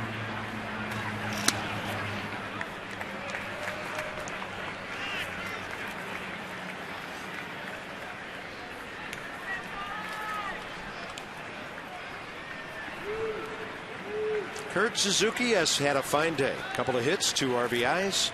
Handled Jordan Zimmermann beautifully.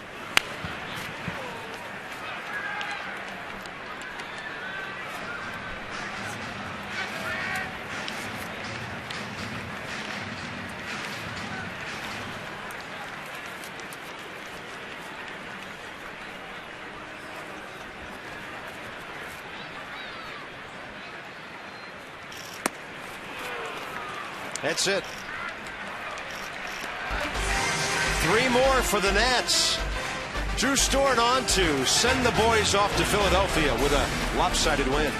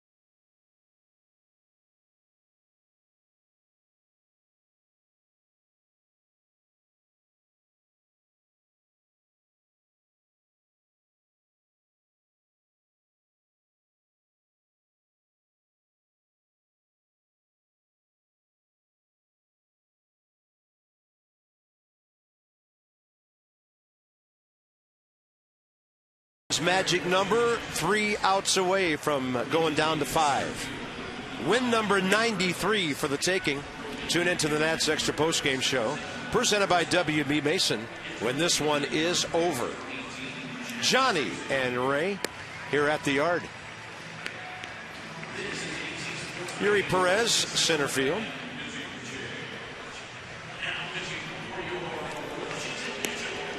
Mark DeRosa stays into play third. Chad Tracy, first base. It's Goon Squad Festival. Love it.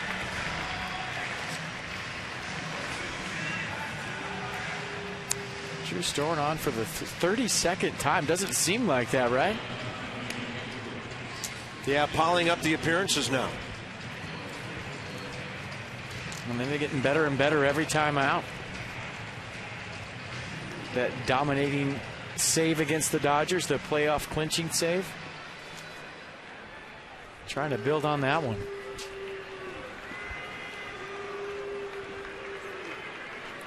Jonathan Lucroy, Carlos Gomez, Gene Segura, 6, 7, 8 for the Brewers. Top 9.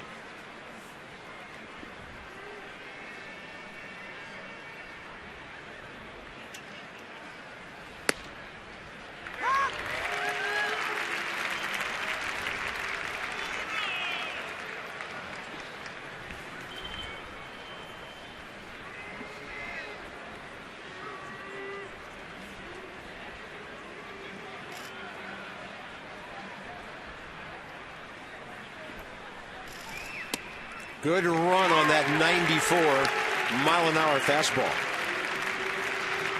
The shadows are tough right now, tough for any hitter.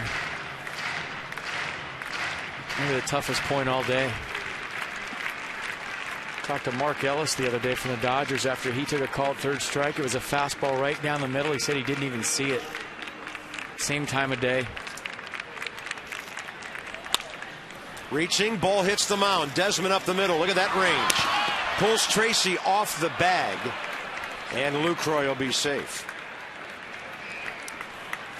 Long way to go for Ian Desmond. That's a tough play for a shortstop because you have so much momentum going toward right field. You almost have to throw the ball behind the first baseman to the home plate side, and then it ends up right on the money. But when you're going this fast, if you throw the ball right at the first baseman, it's going to go with your momentum up the line. You kind of have to pick a spot behind the first baseman, then it'll end up right at the bag.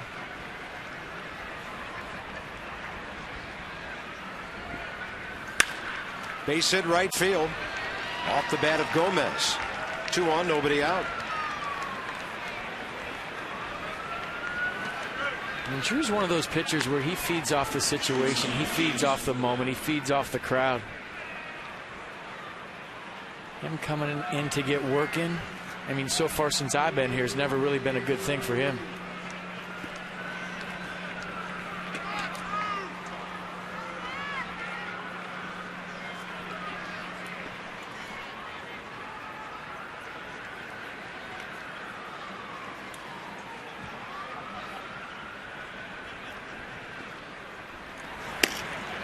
Fastball then there to Gene Segura. I guess they gave Lucroy a hit. It's a hit all the way. But they haven't put it on the board because Gomez followed with 1. They should have 8, and they don't up there. Be a crime to give Ian Desmond an error on a play like that when he goes so far. Tough throw, as you mentioned. And a big breaking ball to Segura, and the count 0-2.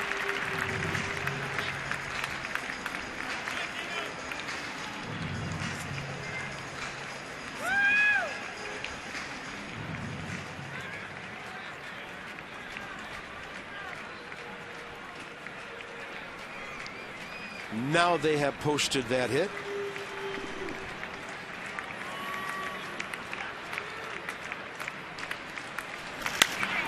That's a double play ball. Espinosa, Desmond, 4-6-3. That ball was sharply hit. Danny Espinosa got rid of that thing like it was a routine bouncer. Well, you had to hurry with the speed of Segura. It was hit hard enough to double him up.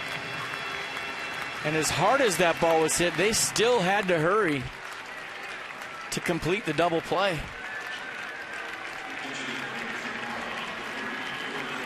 And Desmond, Espinosa, those two guys know where the other one's going to be at all times. Grab it, flip it, blindfolded at this point in the season. So 2 outs in the 9th, and Yorvit Torrealba, the catcher, will be the pinch hitter.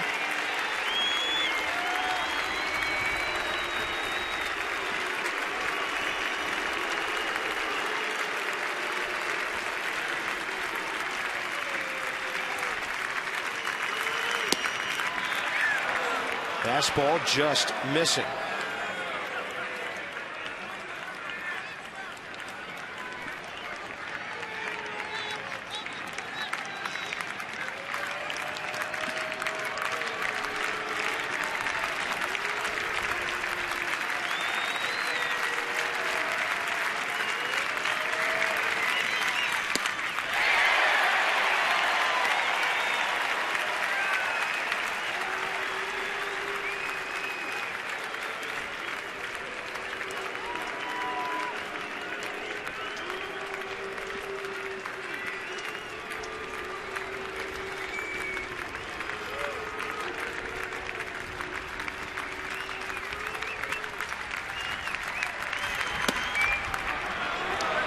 Just a little bit low and away. Long look by Torrealba back at the umpire. He was fearing the worst. They got the call, and it's 2-1.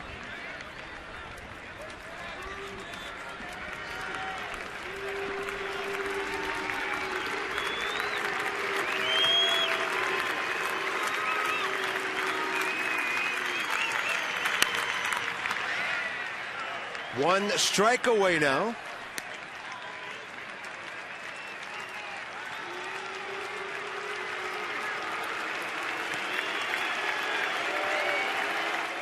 Nats trying to make this a 4-3 homestand. Took a series from the Dodgers, about to split with the Brewers, and about to go 28-11 against the Central.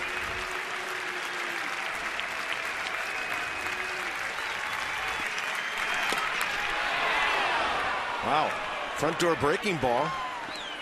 That ended up pretty close, or was that a changeup? That slider 84.